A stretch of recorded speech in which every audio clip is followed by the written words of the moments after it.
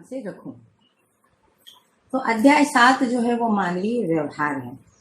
तो व्यवहार के लौकिक एवं पारलौकिक दो भेद जो अनुभूति के रूप में यहाँ पर चर्चा है ना।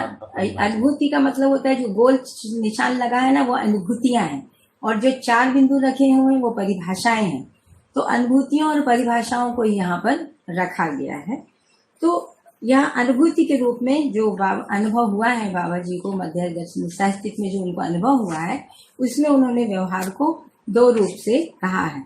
तो व्यवहार के लौकिक एवं पारलौकिक 2 भेद हैं।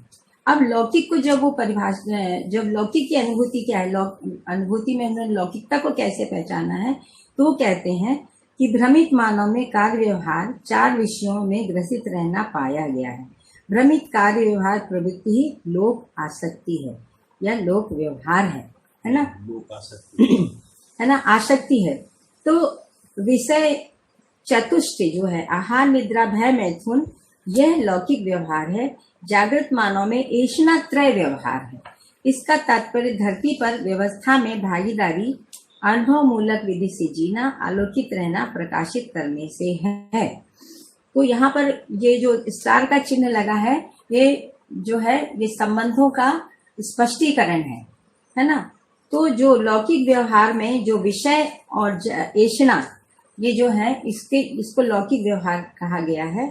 तो ये जो लौकिक व्यवहार है तो इसमें जो विषय चातुष्टय है ना, तो उसको उन्होंने आसक्ति के रूप में कहा है। हालांकि जागृत मानव में भी विषय चातुष्टय रहता ही है और ऐषणाएं रहती ही हैं। तो जब वो आसक्ति से मुक्त होकर के ऐषणा के रूप में अपने को प्रस्तुत करता है तो आसक्तियां खत्म हो जाती हैं और विषय जो है वो वरीयता में नहीं रहते हैं, ऐषणाएं जो है वो वरीयता में रहती हैं। तो ऐषणा त्रय जो है पुत्रेषणा वित्तेषणा और लोकेषणा है, जिसको हम लोग समझते हैं जन बल कामना, धन बल कामना और यश बल कामना है ना, इसको ऐषणा कहा है। तो ऐषणा त्रय के साथ और विषय 4 विषयों के साथ जो व्यवहार किया जाता है वो लौकिक व्यवहार है। और ऐषणा से पारलौकिक व्यवहार को जब अनुभूति के रूप में इसमें रखा गया है, कहा गया है, तो अनुभव मूलक प्रमाण सहित जीना, उसको पारलौकिक व्यवहार किया है। अनुभव के बाद ही मनुष्य पारलौकिक व्यवहार को प्रमाणित कर पाता है, जिसको आदरणीय बाबा जी ने अपने दर्शनवाद शास्त्र में भाषा के रूप में, परिभाषा के रूप में रखा है, प्रक्रिया और विधि के रूप में रखा है। और हम लोग ने उनके साथ रह करके भी देखा है कि उन्होंने अपने आचरण से भी उसको प्रमाणित किया है। तो ये संस्कृति, सभ्यता और विधि व्यवस्था 4 आयामों में जो है ये दर्शन के जो लौकिक और पारलौकिक व्यवहार है उससे ये 4 आयाम उसके पूर्ण होते हैं। तो अनुभव के साथ ही अनुभव में जो सहस्त्र है वही विधि है, उस विधि से प्रस्तुत होना जो है वो पारलौकिक व्यवहार है। और यह व्यवहार जो है ऐषणाओं से मुक्त होता है, जो दिव्य मानव का क्रियाकलाप है। अगला जो सूत्र है जिसको उसमें जो कहा गया है कि जो जिसको लक्ष्य मानता है वह उसको पाने के लिए प्रयासरत रहता है। मानवीय लक्ष्य समाधान, समृद्धि, अभय और सह अस्तित्व है। तो जो जिसको लक्ष्य मानता है, जैसे जीवन का लक्ष्य सुख, शांति, संतोष और आनंद है, तो वह उसको पाने के लिए प्रयासरत है। और जब मानव जो है सुख, शांति, संतोष, आनंद को प्राप्त कर लेता है तभी वह समाधान, समृद्धि, अभय और सह अस्तित्व को प्रमाणित कर पाता है। इससे पहले वो प्रमाणित नहीं कर पाता है। तो मानव में जीवन और शरीर दोनों ही हैं, इनके संयुक्त रूप में मानव है। तो ये सारा जो है व्यवहार जो है वो जीवन की क्रिया ही है, और उसमें जब कार्य रूप में दिया जाता है तो उसमें शरीर का भी नियोजन रहता है। तो जो जिसको लक्ष्य मानता है वो उसको पाने के लिए प्रयासरत रहता है। तो लक्ष्य जो है वो जीवन लक्ष्य, मानव लक्ष्य है ना, और मानव लक्ष्य और जीवन लक्ष्य ही है। तो मानव लक्ष्य जो है वो समाधान, समृद्धि, अभय, अस्तित्व है, और जीवन लक्ष्य जो है वो सुख, शांति, संतोष और आनंद है, जिनको स्थापित मूल्य, मानव मूल्य और वस्तु मूल्य के रूप में पहचानने में आता है। तो लक्ष्य भेद से प्रयास भेद।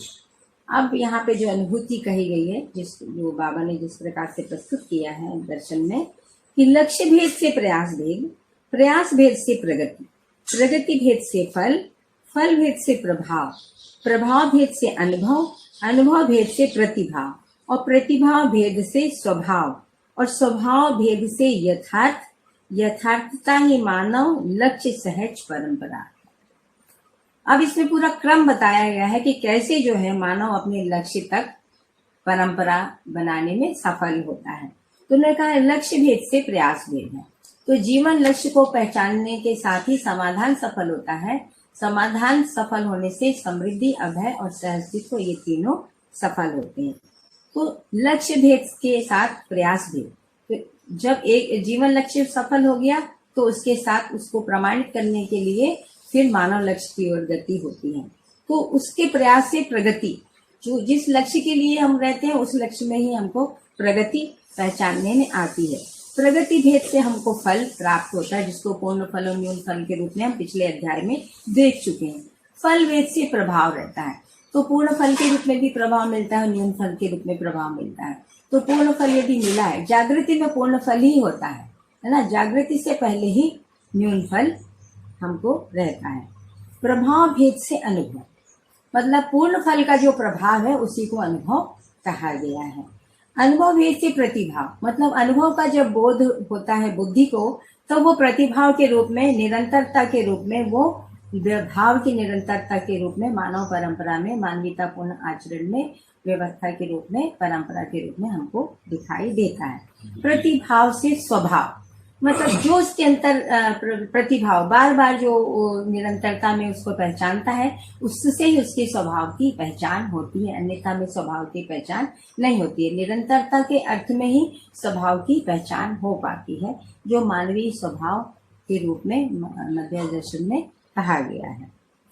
स्वभाव भेद से यथार्थ, और यथार्थता ही मानव लक्ष्य सहज परंपरा है। यथार्थ मतलब जिसका जैसा अर्थ है उसको वैसा समझना, तो यथार्थता ही मानव लक्ष्य सहज परंपरा है। तो यथार्थता में समाधान भी है, समृद्धि भी है, और अभय भी, और सहअस्तित्व, ये चारों जो है मानव लक्ष्य जो है उसके साथ मानवीयतापूर्ण परंपरा बनती है। यही यथार्थ है जिसमें जागृति और जागृति के लिए प्रयास दोनों ही समाये हुए हैं। अब यहाँ पे लक्ष्य को परिभाषित किया गया है। अभी तक अनुभूतियों की चर्चा हो रही थी, अब लक्ष्य की चर्चा है। जिसको पाना है वह लक्ष्य है, जो पहले भी हम लोगों ने पढ़ चुका है इसको, कि जिसको पाना है वह लक्ष्य है। जागृति पूर्वक ही मानव लक्ष्य सुनिश्चित होता है, जागृति पूर्वक से पहले मानव का लक्ष्य सुनिश्चित नहीं होता है। यह समाधान, समृद्धि, अभय और सहअस्तित्व सहज प्रमाण है। तो जागृति के लिए जीवन लक्ष्य, और जागृति के बाद जो है वो मानव लक्ष्य की पहचान होती है। तो जागृति के लिए जीवन लक्ष्य सुख, शांति, संतोष, आनंद के लिए जब हम जीवन क्रियाओं को पहचानते हैं, और जब हम भास, आभास, प्रतीति, बोध और अनुभूति तक जा करके हम जीवन लक्ष्य को सफल करते हैं, उसके बाद मानव लक्ष्य की पहचान होती है, जो समाधान, समृद्धि, अभय, सहअस्तित्व सहज प्रमाण है। जीवन लक्ष्य के सफल होने का प्रमाण ही है कि समाधान, समृद्धि, अभय और सहअस्तित्व की परंपरा बने। प्रयास, लक्ष्य की उपलब्धि के लिए यत्न पूर्वक किए गए कार्य की प्रयास संज्ञा, मतलब स्फुरन और प्रेरणा में जो ज्ञान, विवेक, विज्ञान, संपन्नता में निश्चयन सहित किया गया कार्य व्यवहार, उसको स्फुरन कहा गया है। तो लक्ष्य की उपलब्धि के लिए जो भी यत्न पूर्वक, मतलब समृद्धि के लिए तो हमको यत्न करना ही पड़ता है, और समाधान के लिए भी हमको यत्न करना ही पड़ता है। तो उसमें अपने को, मन को नियोजित रखना, या जीवन क्रियाओं को नियोजित रखने से हम जीवन की पहचान के आधार पर जीवन लक्ष्य को सफल करते हैं, और मानव के मानवीयतापूर्ण आचरण को पहचानने से हम जो है समाधान, समृद्धि, अभय और सहअस्तित्व को प्रमाणित करते हैं। तो इसलिए हमारा प्रयास जो है वो क्या है, तो लक्ष्य की उपलब्धि के लिए हमको यत्न पूर्वक प्रयास करना ही होता है। प्रगति, पूर्व से भिन्न आगे गुणात्मक विकास की ओर गति को प्रगति संज्ञा है। श्रेष्ठता और गुरु मूल्यन की ओर गति।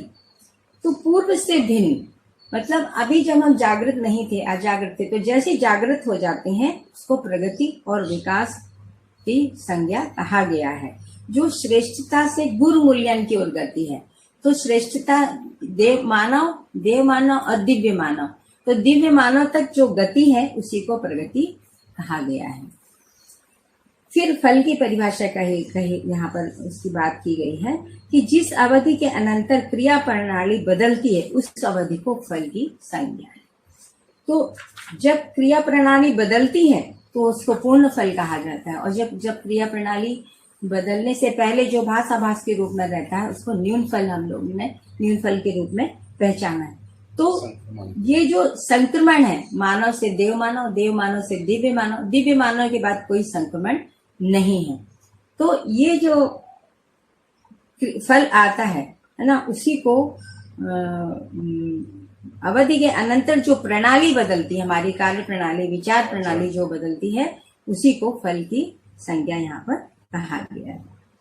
अब प्रभाव को फिर से यहाँ पर परिभाषित किया गया है, क्योंकि विकास के लिए जो स्वीकृति है उसको प्रभाव संज्ञा, मतलब मानव जब विकास को पहचानता है गठन पूर्णता के रूप में, पहले सर्वप्रथम विकास जो है वो गठन पूर्णता के रूप में हमको पहचानने में मध्य दर्शन सहअस्तित्ववादी विधि से आता है।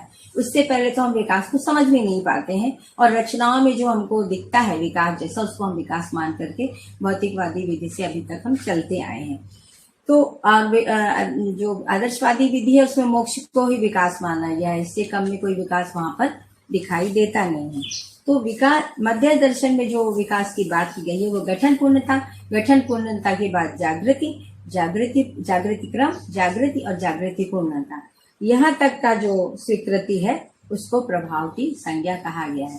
तो जब मानव जो है इन वास्तविकताओं को, यथार्थताओं को पहचानता है तो वो अपने तन मन का नियोजन जो है यत्न पूर्वक मानवीयतापूर्ण आचरण को प्रमाणित करने के अर्थ में, मानवीयतापूर्ण बुद्धि को प्रमाणित करने के अर्थ में अपने को नियोजित करता है, जिससे वो प्रभावित रहता है और प्रभावित करता है। अब अनुभव की परिभाषा यहाँ पर की गई है कि अनुक्रम से प्राप्त समझ अथवा अनुक्रम में निहित प्रभावों की पूर्ण स्वीकृति ही अनुभव है, अथवा जिसके आश्रित जो प्रभाव हो वह उसका अनुभव है। मतलब अनुक्रम से प्राप्त समझ अथवा अनुक्रम में निहित प्रभावों की पूर्ण स्वीकृति ही अनुभव है। मतलब अनुक्रम से प्राप्त जानकारी, मतलब एक तो क्रम है मन, वृत्ति, चित्त, बुद्धि और आत्मा का, और जो अनुभवगामी विधि में और अनुभव मूलक विधि में आत्मा से बुद्धि, बुद्धि से चित्त, चित्त से वृत्ति, वृत्ति से मन, यहाँ तक का एक अनुक्रम है। एक अनुक्रम स्वयं में व्यवस्था से लेके, परिवार व्यवस्था से लेके, समाज व्यवस्था से लेकर अखंड विश्व व्यवस्था तक है। एक अनुक्रम पदार्थावस्था से प्राणावस्था, प्राणावस्था से जीवावस्था, जीवावस्था से ज्ञानावस्था तक का अनुक्रम है। तो इस प्रकार अनुक्रम से जो प्राप्त समझ है उसमें निहित जो प्रभाव है उनकी पूर्ण स्वीकृति ही अनुभव है। जब हम अभी यहाँ पर पूर्ण स्वीकृति क्यों कहा गया है, क्योंकि बुद्धि में जो है सही की ही स्वीकृति होती है, गलत की स्वीकृति की कोई भी फैकल्टी वहां पर नहीं है, कोई भी संभावना वहां पर नहीं है। इसलिए बुद्धि में जब ये स्वीकृत हो जाता है तभी अनुभव प्रमाणित होता है, उससे कम में अनुभव प्रमाणित नहीं होता है। अथवा जिसके आश्रित जो प्रभाव हो वह उसका अनुभव है। तो मन जो है वृत्ति के आश्रित है, वृत्ति जो है चित्त के आश्रित है, चित्त जो है बुद्धि के आश्रित है, बुद्धि जो है आत्मा के आश्रित है, और आत्मा जो है वो सहअस्तित्व में, सत्ता में आश्रित है। इस प्रकार से अनुभव को यहाँ पर व्याख्यायित किया गया है ना। इसी प्रकार से फिर न्याय प्रमाणित होता है, फिर न्याय और धर्म प्रमाणित होता है, न्याय धर्म के साथ सत्य प्रमाणित होता है। एक अनुक्रम ये भी अनुक्रम का मतलब फिर यहाँ पे अनुक्रम को भी परिभाषित किया गया है कि कड़ी से कड़ी अथवा सीढ़ी से सीढ़ी जुड़ी हुई विधि सहअस्तित्व में ही अनुक्रम व अनुभव। तो सहअस्तित्व में ही हम सारे अनुक्रमों को भी समझ पाते हैं, सहअस्तित्व में भी हम अनुभव को भी अनुभव कर पाते हैं। अनुभव समझने की वस्तु नहीं है, वो अनुभव होने की वस्तु है। तो समझना जो है वो क्रिया का होता है, और अनुभव जो है वो हमको ज्ञान स्वरूप में पहचानने में आता है। और ज्ञान संपन्नता ही जो है वो अनुक्रम की पहचान है और अनुभव की पहचान है, जो ज्ञान विवेक और विज्ञान पूर्वक सफल होता है परंपरा में और व्यवस्था में। प्रतिभाव, अब यहाँ प्रतिभाव को फिर से परिभाषित किया गया है कि अनुभव के अनंतर है ना। प्रतिभाव पहले भी रहता है जो अपूर्णता में रहता है। अब अनुभव के बाद जो है वो पूर्ण फल है। तो अनुभव के अनंतर बोध चिंतन के रूप में प्रमाणित करने हेतु प्रवृत्ति ही प्रतिभाव है। अब अनुभव के बाद अनुभव का बोध होता है, उसके बाद वो चित्त में चिंतन के रूप में प्रमाणित करने के लिए फिर उसमें चिंतन होता है जो प्रयोजन के अर्थ में होता है। सभी संबंधों को, सभी जो प्राकृतिक संबंध है और मानव संबंध है, उनको प्रयोजनों के अर्थ में सफल बनाने के लिए होता है।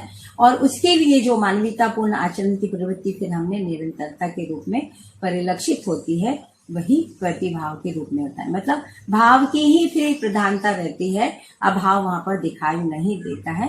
तो हमेशा न्यायिक प्रभाव का निरंतरता में प्रस्तुत होना ही प्रतिभाव है। और जब यह प्रतिभाव मानव परंपरा में स्वभाव के रूप में, मानवीय स्वभाव के रूप में, जो देव मानव और दिव्य मानव के रूप में, है ना, दिखाई देता है, जो जिसमें धीरता, वीरता और उदारता, दया, कृपा और करुणा के रूप में हमको मानवीय स्वभाव के रूप में मध्य दर्शन में हमको इसकी स्पष्ट व्याख्या मिलती है। तो ज्ञान संपन्नता से कम में धीरता प्रमाणित ही नहीं होती, वीरता प्रमाणित ही नहीं होती, है ना, और उदारता प्रमाणित ही नहीं होती। ये सब अनुभव के बाद ही, ज्ञान संपन्नता के बाद ही प्रमाणित होते हैं। तो अनुभव के बाद ही मनुष्य स्वभाव के रूप में अपने को प्रस्तुत, निरंतरता के, अपने स्वभाव को निरंतरता के अर्थ में प्रस्तुत कर पाता है। अब यहाँ आसक्ति को भी परिभाषित किया गया है कि हाँ, स्वभाव की परिभाषा प्रतिभाव से युक्त स्वमूल्यन की स्वभाव संज्ञा है। जैसा कि मैंने अभी कहा कि प्रतिभाव, भाव का निरंतरता में रहना, युक्त स्वमूल्यन की स्वभाव संज्ञा है। यह स्वमूल्यन क्यों कहा गया है? क्योंकि जो हम मूल्यांकन जो है ना स्वयं का ही कर सकते हैं। दूसरे, यदि हम स्वयं का मूल्यांकन कर पाते हैं तो ही हम अन्य का मूल्यांकन कर पाते हैं। और ये मूल्यांकन जो है मूल्य के रूप में होता है। तो जो देखने की क्रिया है वो स्वयं में होती है।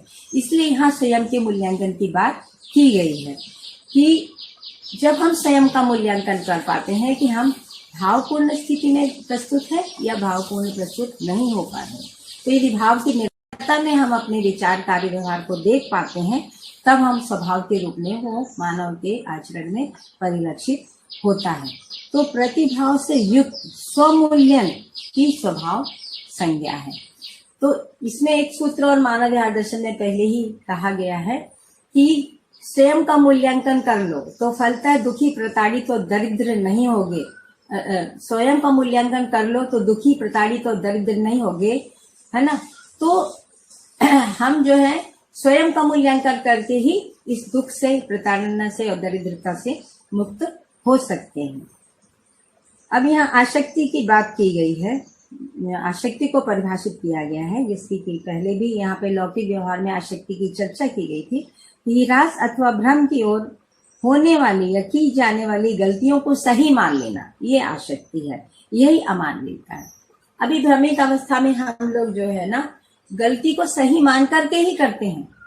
हम लोग जब बाबा जी से चर्चा करते थे कि बाबा आप में इतना जो साहस, आप एक तरफ जागृत मानव के रूप में है, यहाँ पे सब भ्रमित मानव है, तो आप कैसे इतना सब कुछ करने की जो आप में साहस है वो कैसे है? तो उन्होंने कहा बेटा, मनुष्य में सही करने की एक बहुत बड़ी प्रकृति है, उसके अंदर एक बहुत बड़ा गुण है कि वो सही ही करना चाहता है।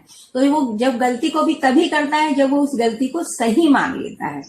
तो यहाँ पर जब आसक्ति को परिभाषित किया गया है तो कितने अच्छे, कितने सुंदर रूप में परिभाषित किया गया है कि राज अथवा भ्रम की ओर होने वाली या की जाने वाली गलतियों को सही मान लेना, यही आसक्ति है और यहीं से अमानवीयता का प्रसाव है। जब हम सही को सही स्वरूप में, जिसकी पहचान मन, वृत्ति, मन में जो है आस्वादन के रूप में, वृत्ति में जो है वो विचार के रूप में, आशा के रूप में मन में, विचार के रूप में वृत्ति में, चित्त में इच्छाओं के रूप में जो प्रयोजन के अर्थ में रहती हैं, है ना। जैसे उस दिन साधन भाई ने बहुत विस्तार से जीवन क्रियाओं की चर्चा की थी, मैं उतने विस्तार में तो नहीं जाना चाहती हूँ। और बुद्धि में जो है सही की स्वीकृति के रूप में अनुभव के साथ जो भी कुछ हम पहचान पाते हैं, सही को सही, यथार्थता, वास्तविकता और सत्यता के रूप में, तब जाकर के हम अमानवीयता से मुक्त होते हैं, हाँ, और आसक्ति से मुक्त होते हैं। ह्रास की ओर किया गया गलत मूल्यांकन ही आसक्ति है। मतलब हम ये मान लेते हैं कि हम समझदार हो गए, हम ये मान लेते हैं कि हम सही को प्रस्तुत कर रहे हैं, जबकि वो मानना जो है जब तक निरंतरता में स्वभाव रूप में परिलक्षित नहीं होता है तब तक वो परंपरा में जब तक वो नहीं आता है तब तक सही है इसका प्रमाण नहीं मिलता है। तो विचार में जो है आशा की निरंतरता के रूप में, विचार में समाधान के रूप में, व्यवहार में न्याय के रूप में और कार्य में जो है वो नियम पूर्ण उत्पादन के रूप में हमको जो है सत्यता का बोध होता है और अशक्ति से मुक्त रूप में हम स्वभाव के रूप में व्यक्त हो पाते हैं। अगला जो है टाइम बता देना मुझे। अगला जो है वो भाव को यहाँ पर परिभाषित किया गया है कि मूल्यांकन एवं मौलिकता की भाव संज्ञा। मतलब मूल्यांकन क्या है? हर इकाई में जो मौलिकता है स्वत्व के रूप में वही उसका भाव है। हर इकाई का कोई ना कोई भाव है, तो मानव का जो भाव है मूल्यों के रूप में ही पहचानने में आता है। भाव मौलिकता है यथा जिस अवस्था में और पदों में जो अर्थ, स्वभाव और धर्म के रूप में होते हैं वह उसकी मौलिकता है ना। जैसे कि मैंने अभी कहा कि हर इकाई में जो अर्थ है वो स्वभाव और धर्म के रूप में परिलक्षित होता है, क्योंकि स्वभाव और धर्म निरंतरता में रहते हैं, ये कभी बदलते नहीं है। रूप और गुण बदलते रहते हैं लेकिन स्वभाव और धर्म कभी बदलते नहीं है, इसलिए निरंतरता के रूप में मौलिकता की पहचान हो पाती है। जो निरंतर नहीं है ना, उसमें जो है वो व्यवस्था के रूप में, परंपरा के रूप में वो नहीं आता। हालांकि रूप और गुण की भी परंपरा बनी हुई है और रूप गुण को भी हम देखते ही हैं, लेकिन वो परिवर्तनशील है ना। तो रूप, गुण, स्वभाव और धर्म, इन चारों के योगफल में किसी एक इकाई की मौलिकता जो है वो सिद्ध होती है और उसी में ही अध्ययन भी होता है। इन चारों को सम्मिलित स्वरूप में जो अध्ययन है, जीवन की भी सारी क्रियाएं सम्मिलित रूप में ही प्रस्तुत होती हैं। और जो बुद्धि में जो होता है, मन में जो होता है, वृत्ति में जो होता है, चित्त में जो होता है, बुद्धि में जो होता है, वो अलग अलग जरूर, क्योंकि वो वहां तक उसका प्रभाव क्षेत्र है। बल का मतलब होता है प्रभाव क्षेत्र। तो जहां जहां तक जिसका प्रभाव क्षेत्र है वहां तक की इसकी बात की गई है। लेकिन जब जीवन रूप में वो अभिव्यक्त होता है, मानव रूप में, तो समूची क्रिया का सम्मिलित प्रभाव के रूप में ही वो व्यक्त होती है। तो एक बार मैं फिर से इसको पढ़ देती हूँ कि मूल्यांकन एवं मौलिकता की भाव संज्ञा। भाव क्या है? तो भाव मौलिकता है यथा जिस अवस्था और में जो अर्थ है, जो स्वभाव और धर्म के रूप में होते हैं वह उसकी मौलिकता है। मानव सुख धर्मी है, इसलिए सुख जो है मानव की मौलिकता है, जो कि मूल्य पूर्वक, जागृति पूर्वक और मानवीयता पूर्ण आचरण पूर्वक मूल्य, चरित्र, नैतिकता के रूप में है ना, बौद्धिक नियम, सामाजिक नियम और प्राकृतिक नियम के रूप में जो है वो हमको मानव परंपरा में पहचानने के रूप में दिखता है। भाव, मौलिकता, मूल्य, जिम्मेदारी, भागीदारी और फल परिणाम मूल्यांकन है ना। फल परिणाम के आधार पर ही मूल्यांकन होता है कि पूर्ण फल मिला कि नहीं मिला। तो भाव बराबर मौलिकता, मौलिकता बराबर मूल्य, मूल्य बराबर जिम्मेदारी। अभी हमारी बहन जी ने पूछा था कि समझदारी, ईमानदारी, जिम्मेदारी को कैसे हम जीवन क्रिया में देखेंगे, तो उसकी यहाँ पर बहुत सुंदर व्याख्या दी गई है, जो परिभाषा दी गई है कि भाव ही मौलिकता है और मूल्य जिम्मेदारी और भागीदारी है। तो भाव को समझना है ना, जानना, तो वो समझदारी है। जानने के बाद उसको मानना, जानने से पहले वो आसक्ति है ना। गलती को भी हम सही मान लेते हैं, तो जानने के बाद जो मानना है वो ईमानदारी है। अभी हम पूरी मानव जाति जो है ईमानदारी पूर्वक जितना जानते हैं उससे ज्यादा अपने को व्यक्त करने में लगे रहते हैं। अनुभव से पहले संपूर्ण जानना होता नहीं है। तो भाव बराबर मौलिकता, मौलिकता बराबर मूल्य, मूल्य बराबर जिम्मेदारी, भागीदारी, जिम्मेदारी, भागीदारी से ही फल परिणाम आते हैं। फल परिणाम के आधार पर हम अपना मूल्यांकन कर पाते हैं कि हम जो है वो अपने को पूर्ण फल के रूप में प्रस्तुत हो पाए, हमारा विचार, कार्य, व्यवहार, और या नहीं हो पाया है। उस आधार पर हम अपना मूल्यांकन करते हैं कि अभी हम मूल्यों से प्रस्तुत हुए, मानवीयतापूर्ण आचरण से प्रस्तुत हुए या नहीं हुए। मानवीयतापूर्ण आचरण से प्रस्तुत होना ही मानवीयतापूर्ण मानव मूल्य है। ठीक है। जबकि भ्रमित मानव में हीनता, दीनता, क्रूरता स्वभाव है तथा आसक्ति और प्रलोभन को धर्म माना जाता है। देखिए कितनी स्पष्ट व्याख्या है कि भ्रमित मानव में हीनता, दीनता और क्रूरता स्वभाव है। हीनता का मतलब होता है जिससे जिस क्रिया की अपेक्षा हो उसके विपरीत में कर्म करना, है ना।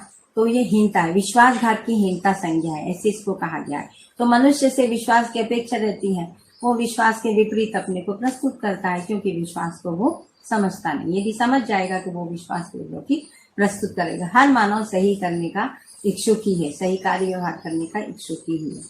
दीनता का मतलब है अपनी जो है सुख के लिए, जो है जो अपने समाधान के लिए जो दूसरों से आश्रय रहने की जो प्रवृत्ति है वो दीनता है, कि हम अपने सुखी होने के लिए दूसरों पर निर्भर रहें, जबकि समाधान पूर्वक हम सुखी हो सकते हैं। उसका सारा स्रोत जो है वो मानव में स्वयं ही विद्यमान है। क्रूरता का मतलब होता है अपने अस्तित्व को बचाए रखने के लिए अन्य के अस्तित्व को नष्ट करना, इसको क्रूरता कहा गया है।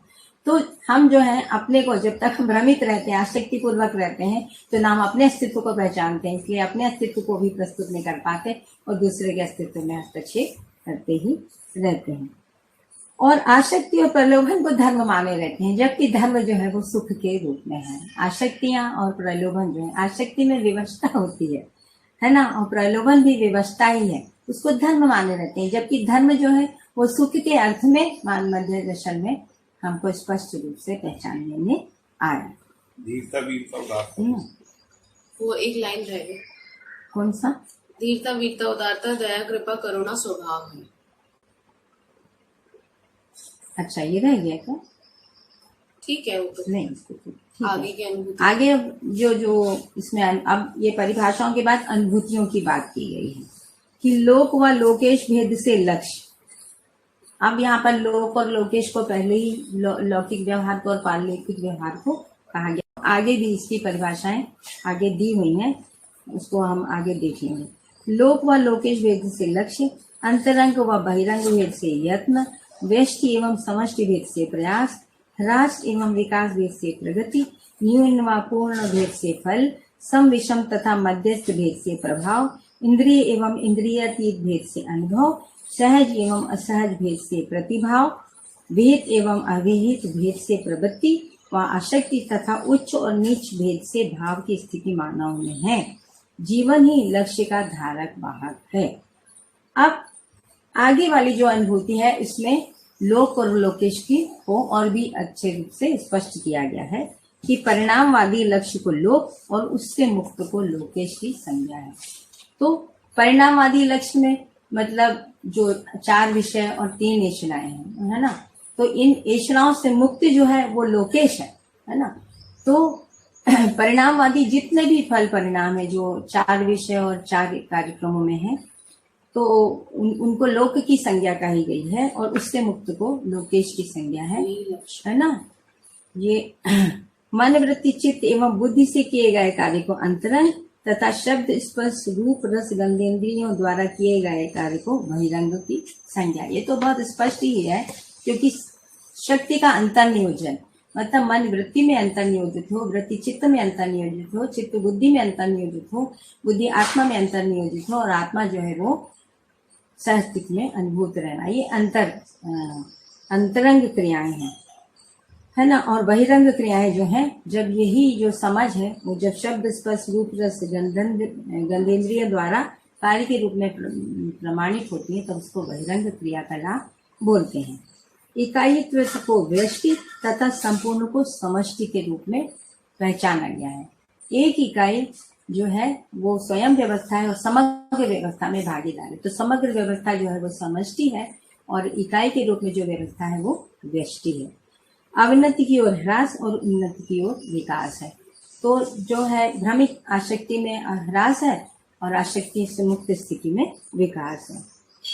फिर जिस प्राप्ति से वांछित आशय की पूर्ति हो उसे पूर्ण फल अथवा में न्यून फल, जिसको पहले भी हमने कहा है कि आशय के अनुरूप यदि फल आता है तो आशय की पूर्ति के रूप में जो फल आता है उसको पूर्ण फल बोलते हैं, आशय के अपूर्ति के रूप में जो फल आता है उसको न्यून फल कहा गया है। तो इस प्रकार से फल की पहचान होती है। उद्भववादी प्रभाव को सम, है ना, सम क्रिया मतलब जो रचना में सहायक, है ना। विभव प्रभावादी प्रभाव को मध्यस्थ मतलब जो रचना को बनाए रखता है या क्रिया की निरंतरता को बनाए रखता है उसको विभव कहा गया है, विभववादी। है, जो मध्यस्थ क्रिया के रूप में या मध्यस्थ सत्ता के रूप में भी पहचानने में आता है। प्रलयवादी प्रभाव को विषम, मतलब जो विरचना के रूप में है उसको विषम कहा गया है, या आशक्ति के रूप में है वो भी विषम ही है। शब्द स्पर्श रूप रस गंधेंद्रियों द्वारा किए गए व्यवहार मात्र से प्राप्त जानकारी को इंद्रियानुभव तथा मन वृत्ति चित्त तथा बुद्धि के द्वारा प्राप्त जानकारी को अतीन्द्रियानुभव या इंद्रियातीत अनुभव कहा गया है। ये तो बहुत स्पष्ट ही है कि मन वृत्ति चित्त से जो भी कुछ हमको अनुभव होता है उसको इंद्रिय अनुभव बोलते हैं, और जो इंद्रियों के शब्द स्पर्श रूप रस गंध से जो भी कुछ हमको अनुभव होता है उसको इंद्रिय अनुभव कहा गया है। यथार्थ की ओर जो प्रेरणा है उसको सहज प्रतिभाव और उसके विपरीत असहज प्रतिभाव है। मतलब सहज रूप से हम जब व्यक्त होते हैं तो वो भाव की निरंतरता के रूप में ही हम सहज रूप में व्यक्त हो पाते हैं। यदि भाव की निरंतरता नहीं है तो हम स्वयं असहज हो जाते हैं। इसको हम अपने कार्य व्यवहार में नित्य देख पाते हैं, है ना। न्याय धर्म तथा सत्य के प्रति जो निष्ठा है उससे विहित स्वीकृति और उसके विपरीत में अभिहित आसक्ति है ना। तो न्याय धर्म और सत्य के प्रति जो निष्ठा है, निष्ठा जो है वो समाधान समृद्धि अभय और सहस्थिति के रूप में ही प्रमाणित होती है। यदि हम विचार में समाधान से प्रस्तुत नहीं हो पा रहे हैं, जो हर आयाम हर दिशा हर कोण हर परिप्रेक्ष्य में समाधान को प्रस्तुत नहीं कर पाए हैं, तो अभी हम निष्ठान्वित नहीं है। निष्ठा जो है वो प्रमाण तक है, उसकी पहचान जो है, हमारी निष्ठा की पहचान प्रमाण में ही होती है, उससे कम में पहचान होती नहीं। समझदारी का पहचान भी प्रमाण में ही होता है, अनुभव का पहचान भी प्रमाण में ही होता है, क्योंकि अनुभव तो जो है वो अंतरंग क्रिया है, तो उसके पहचान के लिए जो है इस प्रकार से उसको पहचाना जाता है। इसके विपरीत में जो है वो आसक्तियां हैं, सारी स्वीकृतियां जो है स्वीकृतियां जो है वो न्याय धर्म सत्य के ही स्वीकृति होती है, क्योंकि बुद्धि में न्याय धर्म सत्य के अलावा स्वीकृत होने का कोई कार्यक्रम वहां पर नहीं है। इसलिए आसक्ति जो है वो केवल चित्रण तक ही जाती है, उससे आगे आसक्ति का जो है जाता नहीं है। फिर जो अनुभव आधारित जो चित्रण है, फिर वो न्याय धर्म धर्म सत्य सत्य के रूप में हमको देखने को टाइम हो गया है। एक लाइन और पढ़ो। ठीक है, अब एक सूत्र और मैं पढ़ देती हूँ। एक सूत्र नहीं, एक लाइन। समाधानवादी भाव को लास्ट समाधानवादी भाव को उच्च भाव, समाधानवादी भाव को उच्च भाव तथा समस्यावादी प्रवृत्ति को नीच भाव की संज्ञा है। बस अब ये तो बहुत साधारण सी बात है कि जो हम समाधान की ओर गति है तो हम अपने भाव पूर्णता के साथ रहते हैं, और जो हम भाव अपूर्णता में रहते हैं तो वो समस्या का ही स्रोत होते हैं हम, और कुछ भी नहीं होते हैं। बाकी मुझे लगता है कि आज समय हो गया है। नमस्कार, एक बार मैं फिर आप सबसे अध्याय 7 मानव व्यवहार को लेकर के आपके सामने अपनी जो समझदारी है उसको साझा करने के अर्थ में प्रस्तुत हूँ। जैसा कि पहले भी मैंने आप लोगों से जितनी भी बातचीत की, उस बातचीत में मैंने इस बात को रखा कि यहाँ इन अध्यायों में अनुभूतियों को और परिभाषाओं की ही व्याख्या है। तो अनुभूतियों के साथ हम यहाँ पर चल रहे हैं, कभी कभी संबंधों का स्पष्टीकरण भी इसमें कहीं कहीं दिया गया है। तो आज हम इस सूत्र के साथ चलते हैं कि अध्ययन विधि से सह अस्तित्व रूपी, पेज 60 में है ये, तो अध्ययन विधि से सह अस्तित्व रूपी सत्य सहज मन में पुष्टि को मनन जो स्वीकारने के रूप में है, वृत्ति में पुष्टि तुलन गुणात्मक विधि से पहचानने में आती है, और चित्त में पुष्टि साक्षात्कार के रूप में, और बुद्धि में पुष्टि बोध की बोध संज्ञा है। तो अध्ययन विधि से जब हम जाते हैं तो सहअस्तित्व में जब अध्ययन होता है तो सत्य सहज रूपी जो वास्तविकताएं हैं, यथार्थताएं हैं, सत्यताएं हैं, उनको पूर्वानुक्रम के अर्थ में जब हम स्वीकारते हैं उसको स्वीकारना बोलते हैं। और यह स्वीकारना जो है वो निष्ठा के रूप में अभिव्यक्त होता है, ठीक है। और वृत्ति में पुष्टि जो है वो तुलन यानी गुणात्मक विधि से हमें पहचानने में आता है। तो ये गुणात्मक क्या है, तो हम प्रिय हित लाभ की दृष्टि के साथ साथ न्याय धर्म सत्य की दृष्टि को भी पहचान पाते हैं और उस अर्थ से भी तुलन कर पाते हैं, जिसको न्याय न्याय धर्म और सत्य सत्य के रूप में मध्य दर्शन में प्रतिपादित किया गया है। चित्त में पुष्टि साक्षात्कार के रूप में, साक्षात्कार जो है वो प्रयोजन के अर्थ में वास्तविकताओं को पहचानना या मौलिकता को पहचानना, इसको साक्षात्कार कहा गया है। तो साक्षात्कार जो है वो क्रम से हमको होता रहता है, और जब साक्षात्कार पूर्ण हो जाता है तभी बोध और अनुभव के लिए हमारी योग्यता बनती है। और बुद्धि में पुष्टि जो है वो बोध की संज्ञा है। तो ये जो सारी मन, वृत्ति, चित्त और बुद्धि की जो क्रियाएं हैं, उनकी पुष्टि के लिए क्या क्या वास्तविकताएं हैं या क्या क्या वस्तु हैं, तो मन में जो है वो पूर्वानुक्रम को जो निष्ठा के रूप में पुष्टि करती है। वृत्ति में पुष्टि जो है वो न्याय, धर्म और सत्य की दृष्टि का उदय होने से होती है। चित्त में पुष्टि जो है वो प्रयोजनों को पहचानने से होती है। और बुद्धि में पुष्टि जो है वो आत्मबोध, व्यवस्था बोध और अमरत्व बोध के रूप में होती है, जिसको मूल्य के रूप में भी हम अभिव्यक्त करते हैं आचरण में। इसके बाद जो अनुभूति की चर्चा की गई है वो अज्ञान के मूल में अहंकार तथा ज्ञान के मूल में आत्मबोध तथा सहस्तित्व रूपी परम सत्य बोध को पाया गया है। अब ये तो बहुत सामान्य सी बात है। मध्यस्थ दर्शन के जितने भी अध्येता हैं वो इस बात को बहुत अच्छे से समझते हैं कि जो अहंकार जो है वो अबोधता है, ये बोध नहीं हुआ है, हम बोध तक अभी पहुंचे नहीं है, बोध की अहर्ता हमको बनी नहीं है, तो उसको ही अहंकार कहा गया है। तथा ज्ञान के मूल में आत्मबोध, आत्मबोध जो है वो बुद्धि को होता है। आत्मबोध से पहले बुद्धि जो है वो स्वयं को श्रेष्ठ माने रहती है, उससे भी श्रेष्ठ कोई इकाई है उसको वो पहचान नहीं पाती है, इसलिए सत्य सहज वास्तविकताएं पहुंचती नहीं है, जिसका चित्त में भी साक्षात्कार नहीं हुआ रहता है। तो जब हम अध्ययन विधि से जाते हैं तो हमको चित्त में ये साक्षात्कार होता है कि जीवन में आत्मा नामक एक मध्यांश है, जो आत्मा के जीवन इकाई का जो मध्यांश है, जो आत्मा के नाम से अभिहित है और उसको मैं की ही संज्ञा है। तो जब मैं के रूप में आत्मा की पहचान बुद्धि को होती है, तब वो आत्मबोध से युक्त होकर के सहस्तित्व रूपी परम सत्य को पहचानता है, और अनुभव के माध्यम से जब अनुभव का भी बोध होता है तब फिर वो विचार, कार्य और व्यवहार में निरंतरता, आचरण की निरंतरता, समाधान की निरंतरता और कार्य में नियम पूर्ण उत्पादन की निरंतरता के रूप में हमको देखने को मिलता है। इसके बाद जो अगला अनुभूति है कि स्फुरण, प्रेरणा तथा क्रांति के भेद से मनन है। स्फुरण, जैसे मैंने आपसे पहले ही कहा था कि स्फुरण का मतलब है ज्ञान, विवेक, विज्ञान संपन्नता पूर्वक निश्चयन सहित किया गया कार्य व्यवहार परंपरा, इसको स्फुरण कहा है। प्रेरणा जो है वो जागृति की ओर जो गति है उसको प्रेरणा के अर्थ में समझते हैं। और क्रांति का मतलब होता है धारणा के अनुकूल चेष्टा। धारणा के अनुकूल चेष्टा जो है उसको स्फुरण और क्रांति दोनों कहा गया है ना। तो जब हम धारणा को जो हम पहचानते हैं अध्ययनगामी विधि से, और धारणा धीरे धीरे हमको साक्षात्कार पूर्वक हमारी अवधारणा बनने लगती है, तब हमें जो परिवर्तन आता है, जो पहचानने की जो हमें योग्यता का विकास होता है, उसको ही क्रांति के रूप से, क्रांति के नाम से यहाँ इंगित किया गया है। संतुलन अथवा असंतुलन के भेद से तुलन, इसको संतुलन और संतुलन को आगे की अनुभूतियों में व्याख्यायित किया गया है। तो संतुलन का मतलब है त्वचा सहित व्यवस्था व समग्र व्यवस्था में भागीदारी।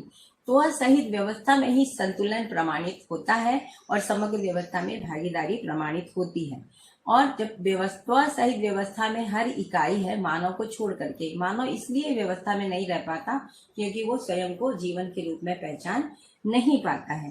तो जब मानव को जीवन और शरीर के संयुक्त रूप में मानवत्व की पहचान होती है, और जब वो मानवीयता पूर्ण आचरण की विधि से अपने विचार, कार्य, व्यवहार में प्रस्तुत होता है, संबंधों और मूल्यों के निर्वाह में और समग्र व्यवस्था में भागीदारी के अर्थ में अपने तन मन धन को नियोजित करता है, तब जो है वह संतुलन को प्रमाणित करता है। अर्थपूर्ण अथवा आरोप भेद से चित्रण तथा अनुभव मूलक विधि से सत्य बोध है। तो अर्थपूर्ण और आरोप, ये दो प्रकार से चित्रण होता है। तो भ्रमित जो चित्रण है वो उसी को आरोप की संज्ञा कही गई। इसको आगे के सूत्रों में इस बात को और स्पष्टता से लिखा गया है। तो अर्थपूर्ण चित्रण मतलब शब्द से जब हम अर्थ और अर्थ से अस्तित्व में किसी वास्तविकता तक की पहचान करते हैं, तो वो जो अर्थ है वो किसी इकाई के आचरण में ही निहित होता है, अर्थ शब्द में नहीं होता है। तो इसीलिए आचरण से ही संप्रेषणा होती है। इसीलिए मध्यस्थ दर्शन में जो आचरण की परंपरा की बात की हुई है, आचरण पूर्णता की बात की गई है। तो जब तक आचरण नहीं है, तब तक आचरण की निश्चितता नहीं है, तब तक अर्थ पूरा का पूरा संप्रेषित नहीं होता है। भाषा के द्वारा इंगित होता है अर्थ, और संप्रेषणा जो है वो आचरण के माध्यम से ही होती है। इसलिए आचरण प्रमाण की बात मध्य दर्शन में कही गई है। तो अर्थपूर्ण अथवा आरोप भेद से चित्रण है। तो चित्रण दो प्रकार से हैं, और अनुभव मूलक विधि से सत्य बोध होता है। तो अनुभव मूलक विधि से जैसे बाबा जी को सत्य बोध हुआ और हम लोग को अध्ययनगामी विधि से सत्य बोध होगा, तो हम साक्षात्कार पूर्वक वास्तविकताओं को जो स्वीकृत करेंगे, सत्यता को जो स्वीकृत करेंगे, उसके आधार पर हम बुद्धि को आत्मबोध होगा, और आत्मबोध होते ही बुद्धि जो है सहअस्तित्व सहज जो वास्तविकताएं हैं उनकी जो वास्तविकताओं में अपनी जीवन शक्तियां जो है वो नियोजित हो जाती हैं बोध होते ही, और जीवन मानव जो है वो मानवत्व सहित व्यवस्था में भागीदारी करने लगता है। इसकी परिभाषा जो है, संतुलन की परिभाषा यहाँ की गई है। यह अनुभूति की बात कर रहे थे अभी हम। अब संतुलन पूर्वक श्रेय प्राप्त संवेग को स्फुरण एवं प्रेरणा, और असंतुलन पूर्वक प्रेय प्राप्त संवेग की प्रतिक्रांति की संज्ञा है। मतलब धारणा के विपरीत जो भी कुछ है वो प्रतिक्रांति है। तो संतुलन पूर्वक श्रेय की ओर प्राप्त संवेग को स्फुरण एवं प्रेरणा कहा गया है। यहाँ पे धारणा जो है क्या है, ज्ञान विवेक विज्ञान संपन्नता ही है, और प्रेरणा जो है वो जागृति पूर्णता की लिए ही है, गति है। और असंतुलन पूर्वक प्रेय, श्रेय जो है, ये संतुलन को श्रेय कहा है और असंतुलन को प्रेय कहा है, जो प्रीत लाभवादी दृष्टियों से असंतुलन को हम व्यक्त करते हैं। लेकिन जब हम संतुलन में त्वसहित व्यवस्था को पहचान जाते हैं, तो फिर जो प्रीहित लाभ शक्तियां हैं वो भी अर्थ के सार्थकता के साथ सीमित अर्थों में संप्रेषित होती हैं। प्रीहित लाभ कोई गलत बात नहीं है, लेकिन प्रीहित लाभ में आसक्त हो जाना ये गलत बात है। इसको जो मानव परंपरा में इसको अज्ञानता भी बोला गया है। तो प्रीहित लाभ में जीना कब सफल होता है, जब हम संज्ञानीयता में प्रमाणित होते। तो संज्ञानीयता में संवेदनाएं नियंत्रित हो जाती हैं, जिससे हम संतुलन पूर्वक प्रस्तुत होने की अर्हता से संपन्न हो जाते हैं। इसके बाद अगला जो अनुभूति है कि न्याय धर्माधर्म सत्यासत्य दृष्टिकोण से की गई तुलना को संतुलित तथा प्रियाप्रिय हिताहित लाभालाभ दृष्टिकोण से की गई तुलना को असंतुलित वृत्ति की संज्ञा है। जो कि अपने व्याख्या में ही या सूत्र में ही स्पष्ट है कि न्याय धर्म और सत्य की दृष्टि से की गई जो भी तुलनाएं हैं वो संतुलन को प्रमाणित करती हैं, और प्रिय हित लाभात्मक दृष्टियों से की गई तुलना जब संज्ञानीयता में नियंत्रित नहीं रहती है तब वो संतुलन को प्रमाणित करती है। न्याय धर्माधर्म सत्यासत्य दृष्टिकोण से किए गए चित्रण को यथार्थ तथा प्रियाप्रिय हिताहित लाभालाभ के दृष्टिकोण से किए गए चित्रण को अयथार्थ चित्रण की संज्ञा है।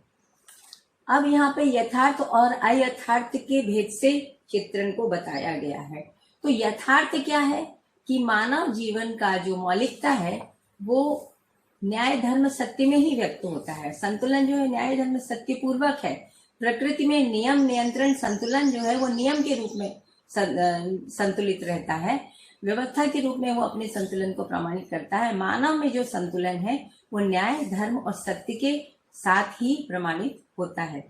तो जो न्याय धर्म और सत्य के साथ जो चित्रण होता है वो यथार्थ चित्रण होता है, और जो केवल प्रीहित लाभ का जो चित्रण है वो अयथार्थ चित्रण है।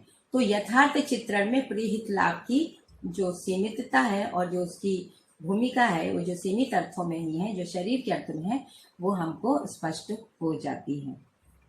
अगली जो अनुभूति है वो स्वस्वरूप की साक्षी में किए गए बोध की सत्य बोध तथा इसके विपरीत में आरोपित मानना ही भ्रम है जो असत्य है। मतलब स्वस्वरूप की साक्षी में किए गए बोध की सत्य बोध। स्वस्वरूप मतलब आत्मा, आत्म स्वरूप में जो आत्मा को ही अनुभव होता है, और अनुभव के आधार पर ही सारी वास्तविकताओं का पहचान जो है वो होती है। ऐसा मध्य दर्शन में हमको बताया गया है। हमको तो अभी अनुभव हुआ नहीं है, लेकिन हमने एक अनुभव संपन्न मानव को देखा है, और हम उसकी पहचान हमने उनको इस आधार पर उनको पहचाना है। उन्होंने अपने उसको प्रमाणित किया है। तो स्वस्वरूप की साक्षी में किए गए बोध की सत्य बोध तथा इसके विपरीत में आरोपित मानना ही भ्रम है, जो असत्य है ना। तो आत्म का बोध जब होता है तभी जो है चित्त में जो साक्षात्कार है वह साक्षात्कार की पुष्टि होती है कि जो साक्षात्कार हुआ था वो सही था और हम प्रयोजन के अर्थ में था।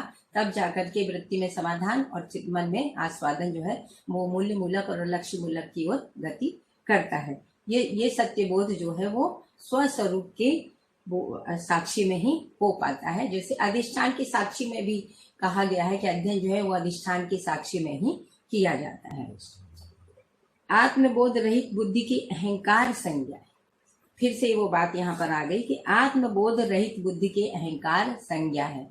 आत्मबोध रहित बुद्धि जो है वो वास्तविकताओं को पहचान नहीं पाती, क्योंकि अनुभव से कम आत्मा के संकेत को वो ग्रहण नहीं कर पाती है, और चित्त से जो संकेत मिलते हैं उसको वो उनको स्वीकार नहीं कर पाती है, क्योंकि चित्त जो है वो साक्षात्कार पूर्वक जब तक प्रयोजन के अर्थ में साक्षात्कार नहीं होता है तब तक पूर्ण जो है स्वीकृति बुद्धि में होती नहीं है। तो जब बुद्धि को इस बात की स्पष्टता होती है कि आत्मा जो है वो उसके संकेत को ग्रहण करने लगती है, और बुद्धि जो है आत्मा के संकेत ग्रहण करने के बाद ही अहंकार से मुक्त होती है, उससे पहले वो स्वयं को ही सब कुछ स्वीकार्य रहती है, या जीवन में उसकी ही प्रभावशीलता बनी रहती है। आत्मा के जो अनुभव का प्रभाव है वो प्रमाणित नहीं होता है। भ्रमित चित्रण की अभिमान संज्ञा है। भ्रमित चित्रण क्या है? तो नस्ल, रंग, जाति, भाषा, मत, पंथ, संप्रदाय के रूप में जो भी कुछ हम अपने को माने रहते हैं मानव के रूप में, वो हम होते नहीं है, क्योंकि मानव जो है वो शरीर से व्याख्यायित नहीं होता है। जीवन जब मानव अब स्वयं को समझता है जीवन स्वरूप में, और जीवन अपनी मौलिकता को जब समझता है, तब शरीर रूप में मानव के रूप में जो उसको प्रमाणित होना होता है, क्योंकि जो भी कुछ मूल्य निर्वाह है वो संबंधों में ही होता है, उससे पहले तो होता नहीं है। तो मूल्य में ही जीवन की मौलिकता जो है वो है। तो इसलिए जीवन को स्वयं को प्रमाणित करने के लिए शरीर की आवश्यकता होती है, इसलिए वो शरीर ग्रहण करता है। तो जीवन और शरीर के संयुक्त रूप में मानव जब आता है, इस बात को वो पहचानता है, तब वो आरोपित मान से मुक्त होता है। फिर वो अपने आप को रूप, पद, धन और बल नहीं मानता है, और वो अपने आप को इस अस्तित्व की समग्र व्यवस्था की एक इकाई के रूप में मानता है, और वो पहचानता है, और उस रूप में वो अपने को अभिव्यक्त करता है। इसमें एक बड़ी अच्छी बात बाबा जी ने शायद अध्याय 16 में कही है कि साधक ने अपने आप को इस अस्तित्व के किसी विकासांश में पाया है। मतलब वो अनुभव संपन्न व्यक्ति जो है वो ये कह रहा है, इस बात को कह रहे हैं कि मैंने अपने आप को इस समूचे अस्तित्व के किसी एक विकासांश में पाया है। मतलब अभी हम इस धरती पर जो विकास है उसके एक अंश के रूप में ही है। तो इतनी सहजता और सरलता जो है वो हम में आ जाती है, जो अभिमान से रहित जो प्रस्तुति है ना। उसको हमने बाबा जी के जीवन में जिन लोगों ने देखा है उन्होंने उसको महसूस भी किया है कि वो इतने ज्ञान संपन्न होने के बाद कितने सरल, बिना किसी ग्रंथि और तनाव के वो अपने आप को प्रस्तुत कर पाते थे। जिस प्रकार असत्य का अस्तित्व नहीं है, उसी प्रकार अहंकार का भी अस्तित्व नहीं है। अस्तित्व का मतलब ही है कि जो भी है और निरंतर है उसी को अस्तित्व बोलते हैं। तो असत्य का कोई अस्तित्व नहीं होता है, सत्य का ही अस्तित्व है, भले वो पहचानने में आया हो या ना आया हो। पहचानने में आने पर हम उसके आधार पर मानव जीवन के क्रियाकलाप जो है क्यों निर्धारित होने लगते हैं, नियंत्रित होने लगते हैं, संतुलित होने लगते हैं, निश्चित होने लगते हैं। इससे पहले जो है मानव जो है अपने आप को व्यवस्था की एक इकाई के रूप में प्रस्तुत करने में असमर्थ रहता है। इसी प्रकार अहंकार का अस्तित्व नहीं होता है, क्योंकि जैसे ही सत्य बोध होता है वैसे ही अहंकार का शमन हो जाता है। इसलिए असत्य और अहंकार का अस्तित्व सिद्ध नहीं होता है। कर्तव्य की ओर अग्रेसित संवेग को स्फुरण तथा प्रेरणा एवं व्यवस्था पूर्वक प्राप्त बौद्धिक प्रयास की एवं शारीरिक चेष्टा को प्रतिक्रांति की संज्ञा है। कर्तव्य की ओर अग्रेसित संवेग को स्मरण, जैसे कि हमने पिछली बार कर्तव्य दायित्व को पढ़ा था कि कर्तव्य में मूल्य निर्वाह सहित शरीर पोषण की भी बात की गई है। है ना। और दायित्व में जो है उसको समझदार बनाने के अर्थ में ये सारी मानव के क्रियाकलाप हैं। तो कर्तव्य की ओर अग्रेसित संवेग को स्फुरण और प्रेरणा बोला है। यही जागृति के लिए प्रेरणा है जो कर्तव्य और दायित्व के निर्वाह के लिए या व्यवस्था में भागीदारी के अर्थ में या स्वयं को सुखी होने के अर्थ में वह पहचानता है। मानव इकाई उसको पहचानती है। एवं व्यवस्था पूर्वक प्राप्त बौद्धिक प्रयास एवं शारीरिक चेष्टा को प्रतिक्रांति की संज्ञा कहा है। अब व्यवस्था क्या है? तो जो अवधारणा के विपरीत जो भी कुछ क्रियाकलाप है, वो जो प्रयास है, उसको व्यवस्था का नाम दिया गया है। इसको आगे और भी बहुत अच्छे से इसी अध्याय में स्पष्ट किया गया है। श्रेष्ठता की ओर क्रांति और निश्चितता की ओर प्रतिक्रांति है। क्रांति का मतलब है अवधारणा के अनुकूल चेष्टा और स्फुरण, उसको क्रांति की संज्ञा कहा गया है। समस्या रहित अथवा समस्या के समाधान का अनुभव करने को संतुलन और समस्या सहित अथवा समस्या को उत्पन्न करने वाली क्रिया को प्रतिक्रांति या असंतुलन के नाम से अंकित किया गया है। अब समस्या रहित अथवा समस्या के समाधान को अनुभव करने को संतुलन, जैसे कि संतुलन बताया है कि संतुलन मतलब स्व सहित व्यवस्था और समग्र व्यवस्था में भागीदारी या स्वत्व को पहचान करके ही संतुलन पूर्वक मानव जो है स्थिर आचरण को व्यक्त कर पाता है और वह अपने विचार कार्य व्यवहार में संतुलित रहता है। इसके विपरीत में समस्या का प्रसवन है। मतलब इसके विपरीत में जो भी कुछ है, जो शरीर मूलक विधि से मानव प्रस्तुत हुआ है आज तक, और वो इसलिए प्रस्तुत हुआ है कि उसे सत्य बोध नहीं हो पाया, अनुभव के माध्यम से सत्यता की पहचान या सत्य की पहचान नहीं हो पाई, अस्तित्व की पहचान नहीं हो पाई। जिन दो विचारधाराओं के आधार पर मानव जाति ने अपने आप को प्रस्तुत किया, आदर्शवादी विचारधारा, उसमें भी वो सत्य को नहीं पहचान पाए पूर्ण रूप से। और जो भौतिकवादी विचारधारा है वो तो केवल भौतिक रासायनिक क्रियाओं का ही अध्ययन करती है। तो वहाँ भी सत्य की पूर्ण पहचान न होने के कारण समस्याओं का प्रसव हुआ। अगली जो अनुभूति है उसमें कहा गया है कि समस्या बौद्धिक तथ्य है और व्यवस्था भौतिक तथ्य है। मतलब समस्या क्या है? तो समाधान, क्या, कैसे, क्या, क्यों और कैसे की आपूर्ति जो है वही समस्या है। यदि क्या, क्यों और कैसे को हम पहचान जाते हैं या किसी भी क्रिया एवं घटना के नियम की पहचान ना होना समस्या है, और किसी भी क्रिया एवं घटना एवं नियम की जानकारी ही समाधान है। तो ये एक बौद्धिक कार्य क्रियाकलाप है ना। और व्यवस्था जो है वो भौतिक क्रियाकलाप है, क्योंकि व्यवस्था में आसक्ति होती है, और आसक्ति जो है वो व्यवस्था ही है जो शब्द, स्पर्श, रूप, रस, गंध इंद्रियों के द्वारा सुखी होने का प्रयास है, वही व्यवस्था है। अगली जो अनुभूति है कि सर्वांगीण दर्शन, सहअस्तित्व दर्शन ज्ञान, जीवन ज्ञान, मानवीयतापूर्ण आचरण ज्ञान को ही यथार्थ ज्ञान और उसके विपरीत में आरोप की संज्ञा है। जैसा कि अभी तक की व्याख्याओं में स्पष्ट ही है कि सर्वांगीण दर्शन क्या है? तो सहअस्तित्व दर्शन, ज्ञान और जीवन ज्ञान और मानवीयतापूर्ण आचरण ज्ञान, ये तीन ज्ञान संपन्नता ही जो है वो मनुष्य में होती है। उसके बाद ही विवेक की पहचान होती है, और उसके बाद ही विज्ञान को दिशा मिलती, विज्ञान की दिशा को हम पहचान पाते हैं, जो समृद्धि के अर्थ में, उत्पादन के विपुलीकरण के अर्थ में, मानव जाति में परंपरा के रूप में बनती है। अपरिणामवादी सत्ता सहज सहअस्तित्व की पहचान के सहित अनुभव सहज समझदारी को सत्य बोध और उसके विपरीत को भ्रम की संज्ञा है। अब ये जितने भी व्यापकता या जो अनुभव में जो भी कुछ ग्रहण किया रहता है, उसको अलग अलग आयाम, अलग अलग कोणों से यहाँ अनुभूतियों को व्यक्त किया गया है। अब यहाँ अपरिणामिता के अर्थ में कहा गया है कि अपरिणामवादी सत्ता सहज जो व्यापक है उसमें कोई परिणाम नहीं है, क्योंकि वहां कोई क्रिया नहीं है। जहाँ क्रिया होती है वहीं परिणाम घटित होता है। तो अपरिणामी क्या है? तो व्यापक सत्ता ही है। और व्यापक सत्ता जो है वो कैसे पहचानने में आती है? सहअस्तित्व में अनुभव पूर्वक पहचानने में आती है।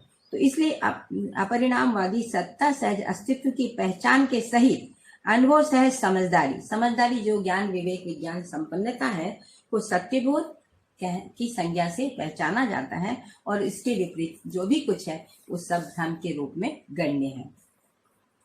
अगला जो अनुभूति है वो तीव्र संवेग वह है जो क्रिया के रूप में अवतरित होता है ना। हम लोगों ने कारण इच्छाएं, तीव्र इच्छाएं और सूक्ष्म इच्छाओं को हमने अभ्यास दर्शन में पढ़ा है। तो हम जब हमारी जो तीव्र इच्छाएं वो क्या है, जो हमारे कार्य व्यवहार को तुरंत स्पॉन्टेनियस जो हम व्यक्त होते हैं, तुरंत क्रिया की प्रतिक्रिया के रूप में जब हम व्यक्त होते हैं, वो तीव्र इच्छाओं के फलन में ही होता है। तो जब तक हम इच्छाओं की स्पष्ट पहचान नहीं कर पाते हैं ज्ञान के माध्यम से, तब तक हम जो है वो सही इच्छाएं निर्धारित नहीं होती हैं, इसलिए आवश्यकताएं भी निर्धारित नहीं होती हैं, जिसको पिछले के अध्याय में हम लोगों ने इसकी चर्चा की थी। तो तीव्र संवेग के आधार पर मनुष्य के विचार, कार्य, व्यवहार का प्रस्तुतिकरण है। फिर संवेग का दबाव, उसकी गति एवं पिपाशा का निर्धारण इच्छा तथा प्रयोजन से नियंत्रित है। अब संवेग का दबाव यदि प्रयोजन के अर्थ में है तो वो नियंत्रित है, और यदि प्रयोजन के अर्थ में नहीं है तो वो अनियंत्रित रहता है ना। तो प्रयोजन में ही मानव का विचार, कार्य, व्यवहार नियंत्रित होता है। प्रयोजन की पहचान के साथ ही उसमें निश्चयात्मकता की पहचान होती है, और वो सही व्यवस्था और समग्र व्यवस्था में भागीदारी की अर्हता से संपन्न होता है। अगला जो अनुभूति है कि मानव की परस्परता में जो संपर्क एवं संबंध है वह निर्वाह के लिए, विकास के लिए तथा भोग के भेद से है। मतलब जो परस्परता है उनमें यह है कि या तो संबंध निर्वाह के लिए है, जो विकास और जागृति के लिए है, या भोग के लिए है। तो संबंध निर्वाह जो है वो हर परस्परता में होता है। विकास जो है वो जो गुरुओं के संपर्क में आते हैं या जो जागृत मानव के संपर्क में आते हैं, उस तरीके से भी संपर्क और संपर्क है। या हम किसी को जागृत बनाने के अर्थ में किसी के साथ संबंध की पहचान करते हैं, वो विकास के अर्थ में है। और भोग के भेद से भी है, मतलब 4 विषयों के लिए हम जब संबंधों का नियोजन करते हैं उसको जो है भोग की संज्ञा से कहा गया है ना। 4 विषयों की उपलब्धि के लिए जो प्रक्रिया हम करते हैं वो भोग है। जागृति के लिए जो संपर्क एवं संबंध का प्रयास है वह सामाजिकता के लिए। जागृति का जो फलन क्या है, तो मानव समाज। तो सामाजिकता से कम में जागृति जो है वो सफल होती ही नहीं है, क्योंकि जागृत मानव जो है वो मानव समाज के रूप में, मानव के रूप में अभिव्यक्त होता है। तो सहित व्यवस्था जो है, सब मानव में एक सी व्यवस्था है, जो उसका स्वत्व है, सबका स्वत्व एक जैसा है। संबंध, मूल्य, मूल्यांकन के साथ संबंध निर्वाह की जो योग्यता है उससे वो संपन्न होता है, और संबंध निर्वाह पूर्वक वो सुखी होता है, जो कर्तव्य और दायित्व के रूप में परंपरा में हम उसको प्रमाणित करते हैं। तो संपूर्ण संबंध एवं संपर्क जो है वो सामाजिकता के निर्वाह के लिए ही है। निर्वाह के लिए जो संपर्क एवं संबंध का प्रयास है वह कर्तव्य पालन करते हुए वर्तमान को संतुलित रखने के लिए, और भोगेच्छा से जो संपर्क एवं संबंध का प्रयास है वह मात्र इंद्रिय लेप्सा एवं शोषण के कारण से है। जैसा कि मैंने पहले ही कहा कि भोग के लिए जो संबंध है वो इंद्रिय लेप्सा के कारण है, जिसमें शोषण होता ही है, जिससे असंतुलन और समस्या वश पीड़ा होती है। मतलब यदि भोग के लिए है तो उससे असंतुलन होगा, समस्या ही होगी, और यदि विकास और सामाजिकता के निर्वाह के लिए है तो उससे संतुलन का प्रसवन होता है। जागृति के लिए किए गए व्यवहार को पुरुषार्थ, और निर्वाह के लिए किए गए प्रयास को कर्तव्य, तथा भोग के लिए किए गए व्यवहार को विवशता के नाम से जाना जाता है। जैसा कि अभी तक जो भी कुछ प्रस्तुति है उसमें ये बहुत स्पष्ट ही होता है कि मनुष्य का जो मूल प्रेरणा है वो जागृति के अर्थ में ही गति है। तो जागृति के लिए जो भी कुछ हम व्यवहार करते हैं उसको पुरुषार्थ की संज्ञा कहा गया है, और संबंध निर्वाह के लिए जो प्रयास किया जाता है उसको कर्तव्य की संज्ञा से यहाँ इंगित किया गया है, और भोग के लिए किए गए व्यवहार को विवशता के नाम से पहचाना गया है। विवशता जो है वो भौतिक तथ्य है, इसको पहले ही हम लोग इस दर्शन में, इस अनुभूति के रूप में इंगित किया जा चुका है। कर्तव्य और आवश्यकता का भाव मानव में है ना। आवश्यकता की पहचान मानव में होती है, कर्तव्य की पहचान मानव में होती है, व्यवस्था की पहचान मानव में होती है। अस्तित्व की व्यवस्था को पहचानने का जो अर्हता है वो मानव में ही है, क्योंकि मानव जो है अस्तित्व का प्रतिरूप है है ना। इस दर्शन में कहा गया है कि मानव जो है वो अस्तित्व का प्रतिरूप है, इसीलिए मानव में जीवन क्रिया भी है और भौतिक रासायनिक क्रिया के रूप में शरीर भी है। तो अस्तित्व में 3 ही क्रियाएं हैं यदि देखा जाए क्रिया रूप में। जो समूचा क्रिया संसार है तो भौतिक क्रिया, रासायनिक क्रिया और जीवन क्रिया है। तो शरीर में भौतिक क्रिया और रासायनिक क्रिया देखने को मिलती है और जीवन में जो है वो जीवन क्रिया के रूप में हम देख पाते हैं। और जीवन ही जो है वो सहअस्तित्व में अनुभूत होकर के जो वास्तविकताएं भौतिक रासायनिक नहीं है उनको भी वो पहचान करके स्वत्व के रूप में पहचान करके मानवीयता पूर्ण आचरण के रूप में, परंपरा के रूप में प्रमाणित करने की योग्यता से संपन्न होता है। कर्तव्य संबंधों की पहचान सहित निर्वाह क्रिया जिससे निष्ठा का बोध होता है। मतलब संबंधों की पहचान, जागृति होना मतलब संबंधों की पहचान होना। और वो संबंध जो है वो एक मानव समाज, परिवार से लेकर के अखंड समाज तक है। पर अखंड समाज तक हम शारीरिक रूप से भागीदारी नहीं कर सकते हैं, तो फिर शिक्षा व्यवस्था, शिक्षा संस्कार, स्वास्थ्य संयम, उत्पादन कार्य, है ना, इस सब में भागीदारी करके, न्याय सुरक्षा, इस सब में हम भागीदारी करके, समग्र व्यवस्था में भागीदारी करके समग्र मानव जाति के साथ अपने संबंध को प्रमाणित करते हैं। इस परंपरा को बनाने में अपने तन मन धन को नियोजित करते हैं। दायित्व संबंधों की पहचान सहित मूल्यों का निर्वाह सहित मूल्यांकन क्रिया जिससे तृप्ति का बोध होता है। जैसा कि मैंने कहा था, दायित्व जो है वो समझदार बनाने के अर्थ में है या उसको जागृत करने के लिए के अर्थ में है। तो यहाँ पर केवल जीवन मतलब मानसिकता का पोषण है और कर्तव्य मानसिकता सहित शरीर पोषण भी समाया हुआ है। तो मनुष्य को जागृत बनाना, समझदार बनाना, ये यदि हम ऐसा कर पाते हैं तो हम तृप्ति का अनुभव करते हैं। जब स्वयं में हम इस बात को समझते हैं तो हम सुख का अनुभव करते हैं। जब हम दूसरों को समझा पाते हैं तब संतोष का अनुभव करते हैं, है ना। और जब हम ये परंपरा बन जाती है तो हम उसको शांति का को महसूस करते हैं।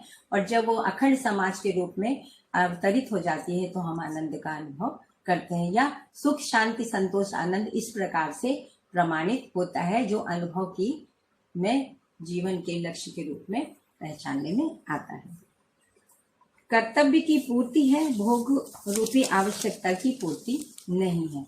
चूंकि कर्तव्य जो है वो निश्चित है इसलिए उसकी पूर्ति संभव है। भोग जो है वो भोग, बहुभोग, अतिभोग के रूप में मानव अपने को प्रस्तुत करके वर्तमान तक देख ही चुका है कि वो कभी भी उससे वो तृप्ति होती नहीं है, और जिससे तृप्ति होती नहीं है उससे पूर्ति संभव ही नहीं है। तो तृप्ति जो है वो मानव का अभीष्ट लक्ष्य है, अतृप्ति जो है वो मानव का अभीष्ट लक्ष्य नहीं है। कर्तव्य की पूर्ति इसलिए संभव है कि वह निश्चित है, वह सीमित है। जैसा मैंने अभी पूर्व में ही कहा कि कर्तव्य जो है वो सीमित व निश्चित होता है, इसलिए उसकी पूर्ति संभव है। और भोग रूपी आवश्यकताओं की पूर्ति इसलिए संभव नहीं है कि वह अनिश्चित एवं असीमित है। अगला जो अनुभूति है वो यह है कि यही कारण है कि कर्तव्यवादी प्रवृत्ति की शांति की ओर तथा भोगवादी प्रवृत्ति अशांति की ओर उन्मुख है। मतलब कर्तव्यवादी प्रगति जो है, जब हम समाज में उसको ले जाते हैं और परंपरा के रूप में बना पाते हैं तो वो शांति की ओर गति करती है, और भोगवादी प्रवृत्ति से अशांति का ही प्रसव होता है। अगला जो सूत्र है, जो अनुभूति है कि समस्त कर्तव्य संबंध एवं संपर्क की सीमा में ही है। जैसे कि बार बार इन दोनों अध्याय में संबंध और संपर्क की बात आई है, तो संबंधों में जो है वो निर्वाह जो है वो अनिवार्य है, और संपर्क में जो है निर्वाह वो ऐच्छिक भी रहता है। यही दोनों का अंतर है। लेकिन ऐसा नहीं होता है कि संपर्क में हम मूल्यों का निर्वाह ना करें, है ना। वहां पर जो कर्तव्य का निर्वाह है वो ऐच्छिक रहता है, मूल्यों का निर्वाह तो अनिवार्य होता है, जो दायित्व के रूप में होता है। संवेग से ही चयन क्रिया है, जो संग्रहवादी, पोषणवादी, दोहनवादी, त्यागवादी या शोषणवादी है। यह समस्त क्रियाएं आशा की प्रक्रिया में है। तो संवेग से ही चयन क्रिया है। संवेग का मतलब होता है संयोग से प्राप्त वेग। तो जैसे पदार्थ अवस्था से प्राणावस्था, प्राणावस्था से जीवावस्था, जीवावस्था से ज्ञानावस्था तक, ये इसको भी एक संयोग से ही ये सब घटित होता है, योग संयोगों से। इसी प्रकार मानव से जब जागृत व्यक्ति के वो संपर्क में आता है तब उसमें जागृति के लिए इच्छा बनती है और वो उस ओर गति करता है। तो इन दोनों आधारों पर ही जो चयन क्रिया संपादित होती है। तो चयन हम क्या करते हैं, हम संतुलन का चयन करते हैं या असंतुलन का चयन करते हैं, हम समस्या का चयन करते हैं या समाधान का चयन करते हैं, हम प्रगति को चयन करते हैं या हम जो है अशांति को चयन करते हैं। क्या हमारी चयन की क्या है? तो चयन की क्रिया से संग्रहवादी जो क्रियाकलाप है वो चयन के आधार पर दिखता है, जो कि समस्या को जन्म देता है। हम सब लोगों को यह स्पष्ट ही है कि प्रिय हित लाभात्मक दृष्टियों में संग्रह प्रवृत्ति रहती है। जब प्रिय हित लाभात्मक दृष्टियां संज्ञानीयता में नियंत्रित हो जाती हैं तब वो जो है पोषणवादी प्रवृत्तियों में प्रवृत्त होती है। दोहनवादी, जैसे हमने अभी प्रकृति का दोहन कर लिया है ना, मानव को हम संसाधन मान करके उसका शोषण करते हैं, तो ये दोहनवादी प्रवृत्तियां भी दिखाई देती हैं।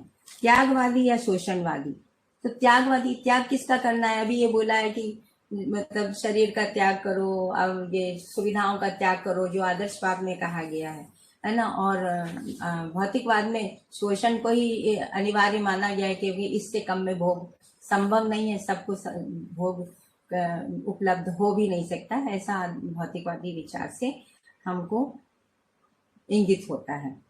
तो ये समस्त क्रियाएं, जो भी कुछ हम संग्रहवादी क्रिया करते हैं, पोषणवादी क्रिया करते हैं या दोहनवादी जो चयन क्रिया करते हैं या त्यागवादी करते हैं, जो भी क्रियाएं करते हैं उसके मूल में क्या है?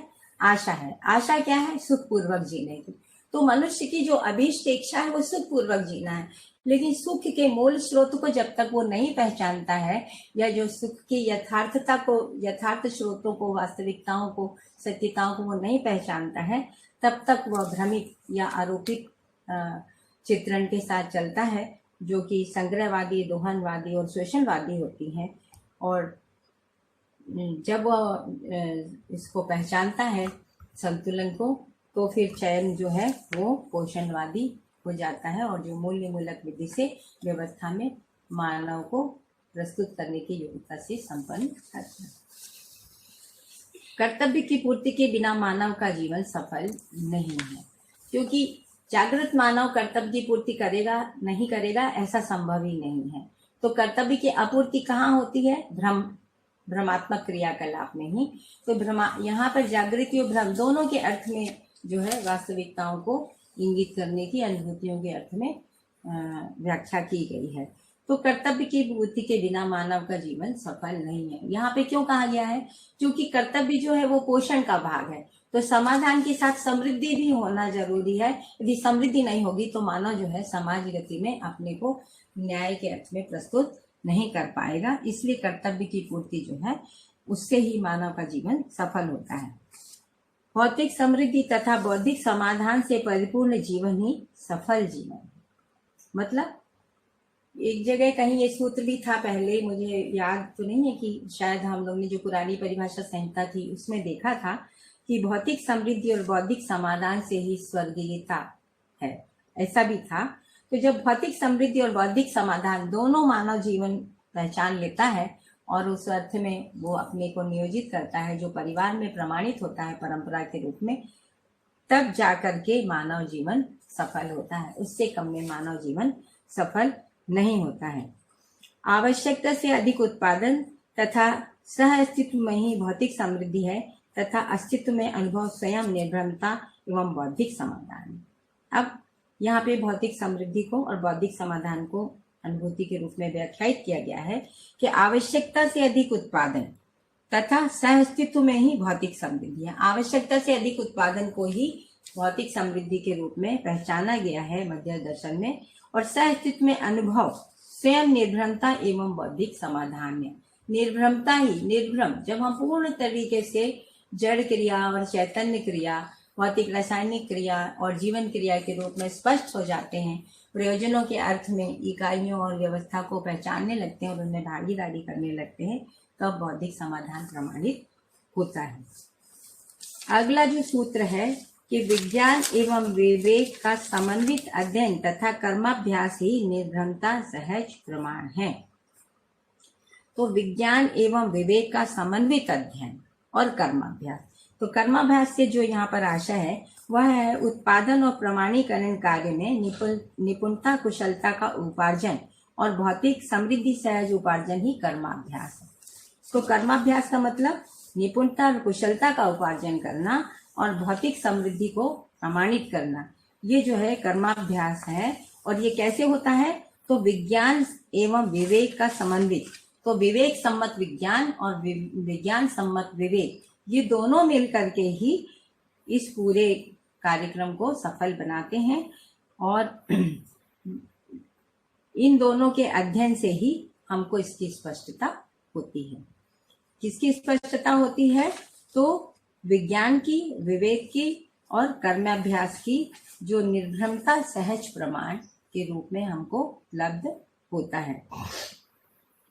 अगला जो सूत्र है कि मानवीयतापूर्ण जीवन में आवश्यकताएं सीमित एवं मर्यादित हो जाती हैं और अति मानवीयतापूर्ण जीवन में तो आवश्यकताएं और भी संयत हो जाती हैं। मतलब मानवीयतापूर्ण जीवन में आवश्यकताएं सीमित और मर्यादित होती हैं। परिवार में जो आवश्यकताओं की पहचान होती है, अकेले में आवश्यकताओं की पहचान करना संभव नहीं होता है। परिवार में ही आवश्यकता का निर्धारण होता है, जो कि परिवार व्यवस्था के अर्थ में है। तो वहाँ सीमित और मर्यादित रहती हैं। और अति मानवीयतापूर्ण जीवन में आवश्यकता और भी संयत हो जाती हैं, क्योंकि अति मानवीयतापूर्ण जीवन जो है वो समग्र व्यवस्था में जब भागीदारी करता है तो समाज के साथ चलता है, तो वो जो है उसको जो है अपने को वो विचार संयम से, व्यवहार संयम से, कार्य संयम से और वो भोग और उपभोग के लिए अपने को प्रस्तुत नहीं करता है, बल्कि वो कर्तव्य और दायित्व के निर्वाह के लिए और दिव्य मानवीयता जो है वो सत्य, सहज, दया, जो करुणा के रूप में अभिव्यक्त होता है, वो दायित्व के निर्वाह के अर्थ में ही होता है। इसलिए आत्मीयतापूर्ण जीवन में आवश्यकताएं और भी ज्यादा सीमित होती हैं। फिर है अगला जो सूत्र है कि जो जितना भ्रम और भय का पात्र है वह साधनों को सुखी होने के लिए उतना ही महत्वपूर्ण मानता है। जैसे भय त्रस्त मानव आयुध पर एवं आश्रय पर, लोभ त्रस्त मानव संग्रह पर, द्वेष त्रस्त मानव नाश पर, अज्ञानी दूसरों को दोष देने पर, अभिमान त्रस्त दूसरों की उपेक्षा एवं घृणा करने पर ही सुखी होने का प्रयास करता है, जबकि स्वपात्रता ही सुखी एवं दुखी होने का कारण है। यहाँ पर सुख दुख, समस्या और समस्या के विपरीत समाधान, इन अर्थों में ही सारी बात की गई है। क्योंकि जो न्याय धर्माधर्म, सत्य सत्य, न्याय की दृष्टि में अन्याय की भी स्पष्टता होती है, सत्य की दृष्टि में असत्य की भी पहचान होती है ना। तो और धर्म की दृष्टि से अधर्म की पहचान होती है। जब तक हम न्याय धर्म सत्य की दृष्टि से पहचान नहीं पाते हैं, दृष्टि हमको स्पष्ट नहीं रहती है, तब तक हम इसी में ही आरोपित मान को किए रहते हैं। और अन्याय में हम अन्याय और न्याय की स्पष्ट विवेचना हम संभव नहीं कर पाते, उस स्पष्टता से हमको उपलब्ध नहीं होता है विचार के रूप में, इसलिए हम न्यायपूर्ण व्यवहार में अपने को प्रस्तुत नहीं कर पाते हैं। तो यहाँ पर इस सूत्र में कहा गया है कि जो जितना भय और भ्रम का पात्र है, मतलब जब तक हम निर्भ्रम नहीं हुए हैं तब तक मनुष्य के अंदर क्या क्रियाकलाप है वो इसमें कहा गया है कि जो जितना भय और भ्रम का पात्र है उसने साधनों को सुखी होने के लिए उतना ही महत्वपूर्ण माना है। अभी हम लोग ये मानते हैं, ये स्वीकारते हैं, जो भौतिकवादी विधि से रहते हैं, कि जो साधन है, जो सुविधाओं के रूप में है, वही सुख का स्रोत है। और इसीलिए समस्त मानव जाति जो है वो संग्रहवादी प्रवृत्ति में प्रवृत्त हुई और वो उसने समस्या को जन्म दिया, जो आज हमको बहुत प्रकार से दिखाई देता है। अभी वातावरण के असंतुलन के रूप में और नई नई बीमारी के रूप में, अभी जिसको हम लोग वर्तमान में सब लॉकडाउन के अर्थ में देख ही रहे हैं कि किस प्रकार से साधन के अर्थ में सुखी होने के लिए मानव ने जो भी कुछ किया, इससे पूरी मानव जाति कैसे संकटग्रस्त हुई है। तो भ्रमित मानव ही साधनों से सुखी होने को अपना जो है स्रोत मानता है। ऐसे भयग्रस्त जो मानव है वो कैसे सुखी होना चाहता है? तो वो आयुध पर, मतलब शस्त्रों पर, जो वो शस्त्र का जो प्रयोग हुआ या जो जितने प्रकार के अस्त्र शस्त्र बने, वो भय के लिए ही, भय के निवारण के लिए, उससे मुक्ति के लिए है। तो वो सोचता है कि ये होकर के हम सुखी हो जाएंगे या हम भय से मुक्त हो जाएंगे, ऐसा नहीं होता है ना। भय जो है, भय की जो मुक्ति है वो निर्भ्रमता में ही है ना। तो निर्भरता से कम में भय मुक्त मनुष्य होता नहीं है। लोभ त्रस्त मानव संग्रह, मतलब संग्रह कौन करता है? तो जो लोभ से ग्रस्त होता है ना, उसको वो संग्रह करता है। जो लोभ से ग्रस्त नहीं रहता है उस संग्रह की ओर गति नहीं करता है। द्वेष त्रस्त मानव नाश पर, जिसको काम क्रोध लोभ मोह मद और मात्सर्य इस रूप में बोला है ना, ईर्षा द्वेष इसके रूप में भी मध्य दर्शन में सबकी बातें हुई हैं। तो द्वेष त्रस्त मानव जो है वो जो अपने से आगे जिसको देखता है उसके नाश की ही कामना करता है, यही द्वेष के रूप में परिभाषित है मध्य दर्शन में। और अज्ञानी जो है वो दूसरों को दोष देता है। तो इसको जो है हम लोग हीनता के रूप में भी पहचान पाते हैं कि जो अपने दुखों को दूसरे से दूर कराने की जो प्रवृत्ति है। तो अज्ञानी मनुष्य जो है वो ज्ञान पूर्वक ही दुखों से मुक्त हुआ जाता है, इस बात को समझ नहीं पाता है, तो वो दूसरों को अपने दुख के लिए स्रोत के रूप में दोष देता रहता है।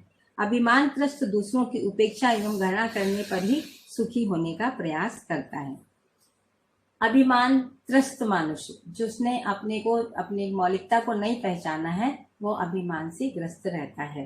तो जो रूप पद धन बल के रूप में, रूप बल के रूप में, पद बल के रूप में हमको देखने को, धन बल के रूप में देखने को मिलती है और बाहुबल के रूप में भी देखने को मिलती है।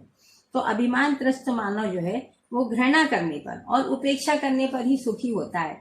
इसलिए वो घृणा और उपेक्षा क्या है? घृणा और उपेक्षा जो है वो स्वयं के स्वस्वरूप की पहचान ना होने के कारण वो जो है अभिमान से ग्रस्त होता है। और जो आरोपित मान जैसे रूप बल, पद बल, धन बल, बाहुबल के आधार पर अपने को व्यक्त करता है, तो वो दूसरों से घृणा और उपेक्षा ही करता है। ये सारे क्रियाकलाप जो हैं वो भ्रमित मानव के क्रियाकलाप हैं। जबकि हमको मध्य दर्शन के अध्ययन से यह स्पष्ट हुआ है कि स्वपात्रता ही सुखी एवं दुखी होने का कारण है। मनुष्य के अंदर जो क्षमता, योग्यता और पात्रता है ना, तो क्षमता समस्त मानवों में समान है और योग्यता और पात्रता जो है वो वातावरण, अध्ययन और संस्कार के फलस्वरूप विकसित होती है। तो क्षमता तो पूरी है, लेकिन क्षमता की पहचान जो है वो पात्रता के विकास के साथ होती है और योग्यता की प्रकाशन जो है वो पात्रता के विकास के साथ ही होता है। इसलिए मनुष्य को जब यह विश्वास हो जाता है कि उसके सुखी होने का समस्त कार्यक्रम जीवन में ही निहित है, तब वह जाकर के अपनी मौलिकता को पहचानने के अर्थ में अपनी स्वशक्तियों का नियोजन करके निर्भ्रम होकर के सुखी होने के अर्हता से संपन्न होता है। वातावरण एवं अध्ययन सुपात्र अथवा कुपात्र बनाने में सहायक है। अब ये सूत्र यहाँ पर जो दिया गया है कि वातावरण, अध्ययन एवं अध्ययन, तो इसमें मानव दर्शन में एक सूत्र और भी कहा गया है कि मनुष्य की गलती करने का अधिकार और सही करने का अवसर लेकर जन्मता है। मतलब अभी जो आदर्शवादी और भौतिकवादी विधि से मानव जिया है उसमें वो निर्भ्रम नहीं हो पाया और स्वपात्रता को पहचान नहीं पाया है। इसलिए ये जो वातावरण है और जो उसमें जो अध्ययन मनुष्य ने अपना अध्ययन किया, जो शरीर मूलक रहा, उसमें वो वास्तविकता को पहचान नहीं पाया, इसलिए वो सुपात्र भी नहीं बन पाया। तो सुपात्रता और कुपात्रता जो है वातावरण और अध्ययन के आधार पर ही उपलब्ध होता है। हर एक मानव पात्र है, लेकिन वो कब है? जब उसको यथार्थता, सत्यता और वास्तविकता का ज्ञान हो और वो विवेक, विज्ञान विवेक संपन्न विधि से अपने विचार, कार्य, व्यवहार को निरंतरता के अर्थ में प्रस्तुत कर पाए, तब वो अपनी पात्रता के रूप में, मौलिकता के अर्थ में प्रस्तुत हो पाता है और वो मानव परंपरा का एक इकाई के रूप में धारक वाहक होता है। इसके बाद जो अंतिम अनुभूति और सूत्र इस अध्याय की है कि मानवीयतापूर्ण व्यवहार, उत्पादन, अध्ययन, कार्य व नीतियों में पारंगत होने पर ही मानव सुखी होता है। अब सुखी होने का जो स्रोत स्वपात्रता है वो क्या है, उसको यहाँ पर और भी अच्छे से कहा गया है कि मानवीयतापूर्ण व्यवहार। मानवीयतापूर्ण व्यवहार ही न्याय है, नहीं तो यदि व्यवहार न्याय पूर्वक व्यवहार नहीं हुआ है वो मानवीयतापूर्ण व्यवहार नहीं है। तो मानवीयता की पहचान यानी व्यवस्था में मानव जब अपने को देख पाता है, मौलिकता के रूप में जब बंद हो जाता है, तो मानवीयतापूर्ण व्यवहार के माध्यम से ही वह प्रस्तुत होता है तो स्वपात्रता से प्रस्तुत हो पाता है। उत्पादन में भागीदारी करके श्रम को अपने श्रम को नियोजित करके समृद्धि को प्रमाणित करता है और व्यवहार से वो समाधान को प्रमाणित करता है या न्याय को प्रमाणित करता है। अध्ययन पूर्वक वो वास्तविकताओं को पहचानता है और वो पात्रता को पहचान पाने में समर्थ होता है। कार्य व नीतियों में पारंगत होने पर ही मानव सुखी होता है। नीतियां जो है वो धर्म नीति और अर्थ नीति ही है, जो राज्य नीति के रूप में भी पहचानी गई है। तो कार्य क्या है? प्रकृति, मानव का जो श्रम जो है वो जो प्रकृति पर उत्पादन में नियोजित होता है उसको कार्य कहा गया, और जब वही श्रम जो है वो मानव के साथ संबंधों के निर्माण में नियोजित होता है उसको व्यवहार कहा गया है। तो मानव दो जगह उसके संबंध हैं, एक प्रकृति के साथ और एक मानव के साथ। तो इन दोनों में जब वो स्वपात्रता को अर्जित कर लेता है तब उसके सुखी होने के निरंतर स्रोत को वो पहचान पाता है और वो मौलिकता के साथ अपने को प्रस्तुत कर पाता है। तो आज ये अध्याय 7 यहाँ पर पूरा हुआ। अभी कितना समय बचा है? 47 मिनट्स हो गए। हाँ, 15 मिनट बचे हैं।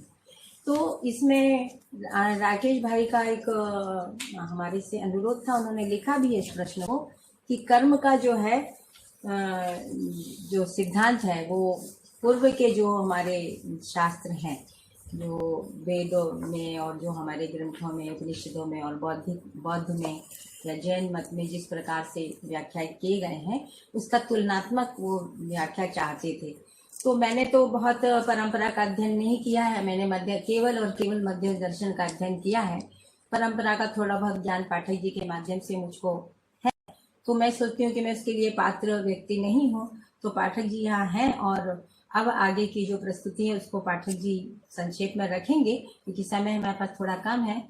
प्रश्नों के उत्तर कुछ तो मैंने वहाँ पर दे दिए हैं और कुछ जो बचे हैं यदि समय बचेगा तो मैं दे दूंगी, नहीं तो फिर मैं उस जो आपको जैसे मैंने अभी टेलीग्राम में उत्तर लिख दिया है वैसे मैं लिख भी दूंगी, है ना। और उसको तो कल तुम ही बता देना। तो कल चूंकि अभी पाठक जी प्रस्तुत हो रहे हैं तो हो सकता है समय समाप्त हो जाए क्योंकि तुलनात्मक वो व्याख्या रखेंगे। तो कल का जो सत्र है, सुबह का सत्र, वो योगेश भाई लेंगे, योगेश शास्त्री जी। मुझे नहीं लगता कि वो परिचय के बहुत उनको परिचय की जरूरत है क्योंकि जो लोग अधिक लोग जो अछोटी गए हैं वो उनको पहचानते ही हैं। योगेश भाई को मैं पिछले 10-15 वर्षों से जानती हूँ और वो जिस निष्ठा के साथ दर्शन में लगे हुए हैं और न केवल उसको समझने के अर्थ में बल्कि परंपरा बनाने के अर्थ में भी अछोटी में उनका निवास है। और जो उनकी जो डिग्री है, यदि मैं इस प्रकार की जो फॉर्मल एजुकेशन उसको बहुत महत्व मुझे नहीं लगता, मध्य दर्शन समझने के बाद से, मुझे पहले भी नहीं लगता, समझने के बाद तो और भी स्पष्ट हो गया। वो उन्होंने बीई किया है सिविल से, तो ये उनकी जो फॉर्मल एजुकेशन है और जो वास्तविक एजुकेशन है उसको प्रमाण, परंपरा और धारक वाहक बनने के अर्थ में उन्होंने अपने तन मन धन सबको अछोटी में नियोजित किया गया है। यही उनके वास्तविक जो है वो परिचय है। इसके साथ धन्यवाद आप सभी को, आपने सुना। फिर कभी आपसे मुखातिब होंगे तो तुलनात्मक अध्ययन के लिए पाठक जी आपके साथ प्रस्तुत हैं।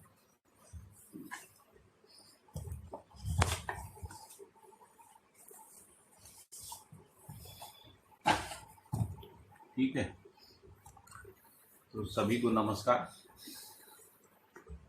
ये मुद्दा इतना छोटा सा नहीं है कि इसको हम 5-7 मिनट में जो है आप तक कम्युनिकेट करें, 10 मिनट, लेकिन मैं कुछ बातें रखना चाहता हूँ।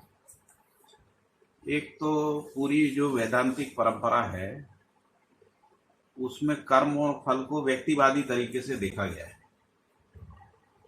यानी एक व्यक्ति कुछ काम करता है, उसके काम में यदि वेद के अनुसार उसके कर्म नहीं है तो उसको जो है पाप कर्म बोला गया है, और वो पाप कर्म का फल जो है उसमें से कुछ का फल यहीं भोगना पड़ता है और कुछ का फल जो है नर्क में भोगना पड़ता है। इस तरीके की परिकल्पनाएं जो है मूल रूप से हमको देखने को मिलती है। लेकिन जब हम मध्यस्थ दर्शन से अस्तित्ववाद को देखते हैं तो मध्यस्थ दर्शन में मानव एक इकाई है। मानव एक इकाई है का मतलब जब हम सर्व मानव को एक इकाई के रूप में ज्ञानावस्था की एक अवस्था के रूप में देखते हैं उस अर्थ में ज्ञानावस्था एक इकाई है। तो ज्ञानावस्था की इकाई जो भी कर्म करती है और उसके जो फल परिणाम है उसका विश्लेषण जो है यहाँ पर कर्म फल के रूप में व्यवहार में, है ना, इसको स्पष्ट किया गया है। क्योंकि ये जो दर्शन है ये मानव व्यवहार दर्शन है। तो अनुभव दर्शन जो है ज्ञान का हिस्सा है, और जो व्यवहार दर्शन, कर्म दर्शन और अध्यास दर्शन है वो क्रमशः विज्ञान और विवेक से संबंधित है। तो विज्ञान और विवेक जो है ज्ञान को प्रमाणित करने के अर्थ में है। तो सर्व मानव का जो आचरण है, जिसको हम लोग मानवीय आचरण भी कहते हैं, सर्व मानव का आचरण अनुभव में स्पष्ट होता है। अनुभव पूर्वक मानव परंपरा में व्यवहार और कार्य के रूप में स्पष्ट होता है। तो उस अर्थ में कर्म और फल की बात की है ना। तो इसीलिए बाबा जी बार बार ये कहते हैं कि भाई इसका कोई प्रमाण नहीं मिला, है ना। प्रमाण नहीं मिला मतलब यदि कर्म की कुछ व्याख्याएं की भी गई हैं, जैसे वेद में ये कहा गया कि नित्य, प्रायश्चित, नैमित्तिक, उपासना और निषिद्ध रूप में कर्म होते हैं। यदि इन कर्मों को लोग करते हैं तो उससे वो मोक्ष आदि के लक्ष्य को प्राप्त कर सकते हैं। लेकिन यहाँ पर कर्म को मानव परंपरा में समझने का प्रयास किया गया है। ये बात ठीक है कि उसमें कर्म कर्ता के रूप में तो जीवन ही होगा, भोक्ता के रूप में भी जीवन है, समझने वाला दृष्टा भी जीवन है। लेकिन वो जो करता है, तो जब वो करता है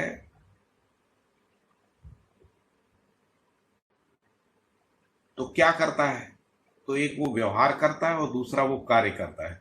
तो व्यवहार का मतलब है मानव परंपरा में परिवार से लेके विश्व परिवार तक जो भी मानव में न्यायपूर्ण व्यवहार की निरंतरता है, उसके अर्थ में मानव जो है कर्म करता है।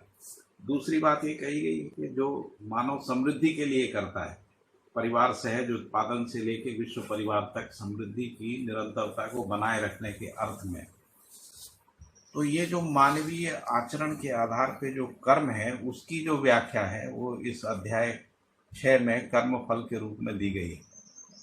तो जो परंपरा में ऐसा है कि इसका फल जो है वो आपको मरने के बाद जो है वो नरक में मिलेगा या स्वर्ग में मिलेगा, या कुछ ऐसा भी है कि यदि आप श्रेष्ठ कर्म करते हैं, श्रेष्ठ कर्म का मतलब है वेद विहित कर्म, वेदों में जैसा कहा गया वैसा कर्म करते हैं तो आपको मरने के बाद कोई मोक्ष नाम की कोई रहस्यात्मक कोई उपलब्धि हो जाएगी। लेकिन यहाँ पर जो उपलब्धि की बात की है, यानी जिसको हम फल कह रहे हैं, उसकी बात की गई है, वो मानव परंपरा में ही होगी, जिसको हम लोग न्याय, धर्म, सत्य में जीना कह रहे हैं, जिसको हम समाधान, समृद्धि, अभय से अस्तित्व कह रहे हैं ना। तो ये क्रमशः समाधान, समृद्धि व्यक्ति, परिवार, समाज, राष्ट्र, अंतर्राष्ट्र में प्रमाणित होती है। तो इसलिए मध्यस्थ दर्शन में कर्म को व्यक्ति की सीमा से निकालकर इसको सर्व मानव के कर्म फल के रूप में परिभाषित किया गया है। एक ये दृष्टिकोण है। जैसे ये दर्शन है उसी प्रकार से शास्त्र है। जैसे मानव संचेतनावादी मनोविज्ञान है, तो मानव संचेतनावादी मनोविज्ञान सर्व मानव का जो आचरण है उसको व्यक्त करता है, अभिव्यक्त करता है, उसको परिभाषित करता है, उसको समझाता है। इसी तरीके से जो सर्व मानव का आचरण है उस आचरण पूर्वक मानव परिवार में, समाज में कैसे जी सकता है, जिसको हम लोग व्यवहारवादी समाज शास्त्र में समझते हैं। तो व्यवहारवादी समाज शास्त्र जो है जो मानव का जो मानवीय व्यवहार है उसकी व्याख्या करता है। मानव अपने व्यवहार को, है ना, व्यक्ति से लेके व्यक्ति, परिवार, समाज, राष्ट्र, अंतर्राष्ट्र में, या परिवार से लेके विश्व परिवार तक व्यवहार की निरंतरता को किस तरीके से पहचान सकता है, उसमें जी सकता है, उसकी व्याख्याएं जो हैं व्यवहारवादी समाजशास्त्र में हैं। इसी तरीके से जो आवर्तनशील अर्थशास्त्र है वो कार्य से संबंधित है, क्योंकि मानव जो है जीवन और शरीर के संयुक्त रूप में, इसलिए जीवन का पोषण संरक्षण भी एक कार्यक्रम है। इसलिए बाबा जी ने कार्य के रूप में उत्पादन कार्य को जो है वो व्याख्यायित किया है। उत्पादन कार्य को कैसे परिवार से लेके विश्व परिवार तक जो है नियोजित करना है, और उत्पादन कार्य पूर्वक जो परिवार और परिवार समूह या गांव में जो समृद्धि आती है उसको सदुपयोगता विधि से कैसे समृद्धि की सुलभता को सुनिश्चित करना है, इसके लिए आवर्तनशील अर्थशास्त्र जो है। तो यदि पूरे डिजाइन को देखें तो इसमें से एक हिस्सा ज्ञान का है, दूसरा हिस्सा जो है वो व्यवहार का है, तीसरा हिस्सा जो है जो कार्य का है। तो ये तीनों को मिला के हम कर्म करें, है ना। कर्म का मतलब ज्ञान से संबंधित बौद्धिक कर्म, व्यवहार से संबंधित जो है सामाजिक कर्म, और जो उत्पादन आदि से संबंधित जो प्राकृतिक कर्म है, इन तीनों को मिला के ही हम लोग ज्ञान, विवेक और विज्ञान के रूप में पहचानते हैं। इस रूप में जो मानव व्यवहार दर्शन में कर्म फल को व्याख्यायित किया गया है। अभी समय लगभग पूरा हो गया, 4 मिनट बचे हुए, तो मैं केवल इतना कह रहा हूँ कि मैं जो राकेश भाई जी ने पूछा है कि जो वेदांतिक परंपरा में कर्म और कर्म के नियमों को किस तरीके से परिभाषित किया है, तो मैं 1-2 दिन में इसके ऊपर एक आलेख लिखकर, है ना, इसमें जो टेलीग्राम है इसमें मैं पोस्ट कर दूंगा। और जो बौद्ध परंपरा है या जैन परंपरा है, जैसे जैन परंपरा में ऐसा कहा गया कि कर्म जो है वो आत्मा में चिपक जाते हैं और फिर सारी साधनाएं जो है उनको कर्म से मुक्ति पाने के, यानी निर्झरा करने के लिए जो है साधनाएं करते हैं। तो कर्म जो है कैसे बंधन बनता है, ये बौद्ध भी मानते थे, वेदांत भी मानते थे कि कर्म का बंधन होता है। लेकिन इस बंधन से मुक्त कैसे हुआ जाए, इसमें जो भी मुक्त होने की जो विधियां हैं वो सारी विधियां योग, तप, दप आदि के रूप में ही हैं, जिनको हम लोग भक्ति विरक्ति की विधियां कहते हैं। और इस भक्ति विरक्ति की विधियों में जो जिसको हम पाना चाहते हैं, यानी ईश्वर, ब्रह्म, आत्मा, परमात्मा, परलोक, है ना, आदि आदि जो भी चीज़ों को, मोक्ष, ये सब चीज़ें रहस्य में पड़ी ही नहीं। इनकी स्पष्टता हमको परंपरा में देखने को नहीं मिलती है। तो इन उपासनाओं से पाने वाली वस्तु हमको परंपरा में देखने को नहीं मिलती। यहाँ पर जब हम कर्म और फल को पढ़ रहे हैं तो हमको कर्म भी स्पष्ट है और कर्म का जो फल मानव परंपरा में क्या हो सकता है, जिसमें हम जी सकते हैं, वो भी स्पष्ट है। इसी को कहते हैं अध्ययन की रोशनी, है ना, अनुभव की रोशनी। अनुभव की रोशनी में जागृत मानव के द्वारा हमको जागृत मानव परंपरा में सारा कर्म और उसका फल स्पष्ट रहता है। तो इसलिए अनुभव की रोशनी में अध्ययन करने से हम कर्म फल के सिद्धांत को आत्मसात कर सकते हैं और इस कर्म फल के सिद्धांत पूर्वक हम मानव के व्यवहार को और मानव के आचरण कार्य को नियंत्रित कर सकते हैं। और बाकी मैं आपको 1-2 दिन में, 3 दिन में जो है इस पे पूरा एक आलेख जो है भेज दूंगा। उसको पढ़ने से आप तुलनात्मक रूप से इसको समझ पाएंगे। बहुत बहुत धन्यवाद। फिर कभी समय मिलेगा तो और विस्तार से बात करेंगे।